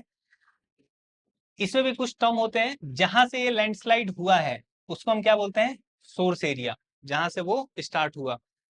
फिर ये जो पूरा का पूरा रास्ता है इसको हम बोलेंगे स्लाइड का पाथ, और ये जहां पे आकर के रुक रहा है इसको हम बोलेंगे डिपोजिशन जोन, जहां पे डिपॉजिट हो रहा है, जहां पे आके इकट्ठा हो गया। फिर नेक्स्ट आता है एवलांचेस। एवलांचेस क्या होते हैं? जब, हाँ, जब बर्फ बहुत सारा अचानक से स्नोफॉल, वहां पे बर्फ जो है एक साथ बहुत सारा गिरने लगे, ठीक है, नीचे की तरफ। तो सेम चीज जो यहाँ पे लैंडस्लाइड के साथ हो रहा है ना, ऐसा ही कुछ यहाँ बर्फ के साथ होने लगे, तो उसको हम क्या बोलते हैं? एवलांचेस। ठीक है, यहाँ पे क्या होता है कि ये सडन इनस्टेबिलिटी से आते हैं। ठीक है, किसी भी स्टीप माउंटेन पे अचानक से कुछ इंस्टेबिलिटी आ जाए, अर्थक्वेक आ जाए, ठीक है, हैवी स्नोफॉल आ जाए शॉर्ट पीरियड में, तो एक्स्ट्रा वेट आ जाएगा। फिर सडन टेम्परेचर राइज हो जाए, कि अचानक से टेम्परेचर बढ़ जाए तो गर्म होगा, गर्म होगा तो अब वो मेल्ट हो गया, मेल्ट होकर के तुरंत गिरना नीचे शुरू हो जाएगा। फिर स्ट्रॉन्ग विंड्स हो तो वो भी लेकर के आते हैं लेयर। इसके अलावा ह्यूमन एक्टिविटी, जैसे हम स्कीइंग करते हैं, ट्रैकिंग करते हैं, तो ये सब चीजों की वजह से भी वहां से पूरा का पूरा एक लेयर गिरना शुरू हो जाता है, और जब ये गिरना शुरू होता है तो इसको हम बोलते हैं एवलांचेस। इसका भी सेम चीज है, जहां से स्टार्ट हो रहा है वो स्टार्ट जोन, ये हो गया इसका फ्लो पाथ, और ये इसका हो गया डिपोजिशन जोन। ठीक है, फिर नेक्स्ट आता है ग्लोब्स, GLOF। क्या होता है? Glacial lake outburst flood. ठीक है, यहाँ पे क्या होता है कि अब हमें ये पता है, जैसे तुम देखोगे ना गंगा नदी, गंगा नदी ऊपर पहाड़ों से निकल करके यहाँ से आ रही है। ठीक है, अब ये पहाड़ों से कहाँ से निकल रही है? तो यहाँ पे एक गोमुख ग्लेशियर है। हाँ, गोमुख ग्लेशियर है, जो कि पिघलता है, पानी में कन्वर्ट होता है, फिर वो गंगा नदी नीचे की तरफ आती है। तो ये एक तरीके से लेक है। ठीक है, दुनिया में बहुत बड़े बड़े लेक हैं जो कि समुद्र से भी बड़े हैं। ठीक है, इतने बड़े बड़े लेक होते हैं, और ऐसे ऐसे लेक हैं कि वहां से 10-10 नदियां नदियां भी निकलती हैं। तो गोमुख ग्लेशियर जो है वो एक लेक है। अब यहाँ पे क्या होता है कि ग्लोव्स जो होते हैं, ये जो ग्लोव्स होते हैं ये क्या होते हैं? तो they are the sudden release of large volume of water from glacial lake. अब यहाँ पे जो लेक है, यहाँ से अचानक से बहुत सारा पानी एक साथ रिलीज हो गया। यहाँ से किसी भी वजह से ब्रीच हुआ, या तो वीक पॉइंट हुआ होगा, किसी ने कुछ किया होगा, किसी भी वजह से अचानक से यहाँ से ब्रीच हुआ। ठीक है, और ब्रीच होने के बाद बहुत सारा पानी एक साथ नीचे की तरफ गिरा। ये इससे भी हो सकता है कि रैपिड ग्लेशियर मेल्टिंग हो, कि इसके आसपास, अब ये जो पानी है ये कहाँ से बन रहा है? तो यहाँ से ग्लेशियर मेल्ट कर रहा है, उसी का तो पानी यहाँ पे इकट्ठा हो रहा है ना। तो अचानक से बहुत सारा ग्लेशियर मेल्ट कर जाए तो भी वाटर लेवल बढ़ जाएगा, तो भी पानी बढ़ जाएगा, तो भी पानी वहां से नीचे गिरेगा। हैवी रेनफॉल हो जाए या फिर इंटेंस स्नोफॉल हो जाए तो भी यहाँ पे पानी बढ़ेगा। इसके अलावा अर्थक्वेक आ जाए, एवलांचेज आ जाए, लैंडस्लाइड आ जाए, तो इसकी वजह से भी यहाँ पे जो चीजें हैं वो ब्रेक डाउन होंगी और पानी भी बढ़ेगा। तो ये जो इसकी वजह से एक सडन डैम कोलैप्स होगा। ठीक है, डैम या तो नेचुरल हो सकता है या तो गवर्नमेंट बनवा, मतलब बनवाया हुआ हो सकता है, आर्टिफिशियल। तो जैसे ये मान लो लेक है, अगर पहाड़ों में है तो नेचुरल है। ठीक है, कि अपने आप वो पहाड़ों के बीच में एक लेक बना हुआ है। तो अचानक से किसी भी वजह से अगर पानी बढ़े या फिर किसी वजह से यहाँ पे ब्रीच हो, तो बहुत सारा पानी एक साथ यहाँ से नीचे की तरफ गिरता है।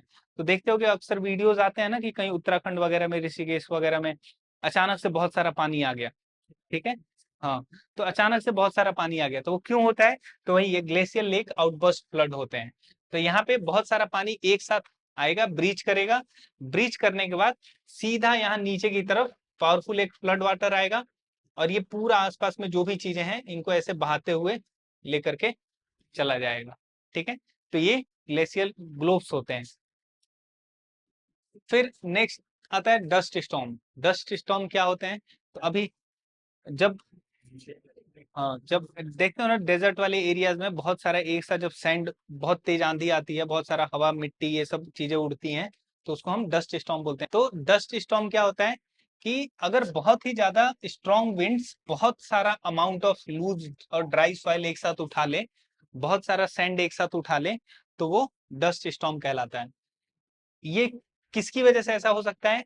कि लंबे टाइम से वहां सूखा पड़ा हो। ठीक है, कि इतना सूखा पड़ा हो कि मिट्टी एकदम लूज हो गई हो, एकदम ड्राई हो गई हो। अब ड्राई रहेगी तो हल्की भी रहेगी, लो रेनफॉल हो। फिर ये कहाँ पे ज्यादा होता है? तो डेजर्ट और सेमी एरिड रीजन्स में, जहाँ पे सूखा ज्यादा रहता है। ठीक है, वेजिटेशन बहुत कम होता है, वहां पे पेड़ पौधे नहीं होते हैं कि वो हवाओं को रोक पाए उन सैंड पार्टिकल्स को उठाने से। ठीक है, क्लाइमेट चेंज और एक्सट्रीम वेदर की वजह से भी ऐसा होता है। तो पहले स्ट्रॉन्ग विंड्स आई, इन स्ट्रॉन्ग विंड्स ने इन सॉइल के पार्टिकल्स को उठाया और धीरे धीरे ऐसे करके बहुत सारे पार्टिकल्स उठा लिए, और जब ये बहुत सारे पार्टिकल्स एक साथ इकट्ठा हुए तो वही क्या कहलाता है, डस्ट स्टॉर्म। ठीक है, डस्ट स्टॉर्म का इम्पैक्ट क्या क्या होता है, तो पहला तो हमारा रेस्पिरेटरी प्रॉब्लम, हम सांस नहीं ले पाते हैं। वैसे अगर तुम इसके बीच में चले जाओ तो सांस नहीं ले पाओगे। आंखों में, स्किन में इरिटेशन होगी, ट्रांसपोर्ट और डेली लाइफ रुक जाएगा, क्रॉप्स और प्रॉपर्टी को डैमेज होगा, और एयर क्वालिटी बिल्कुल ही खराब हो जाएगी। इसके अलावा सेफ्टी टिप्स क्या है कि घर के अंदर रहना चाहिए, विंडोज डोर्स बंद कर लेने चाहिए, मास्क यूज करना चाहिए, और लो विजिबिलिटी में ड्राइव नहीं करना चाहिए क्योंकि कुछ भी दिखता नहीं है। अब चैप्टर हमारा कंप्लीट।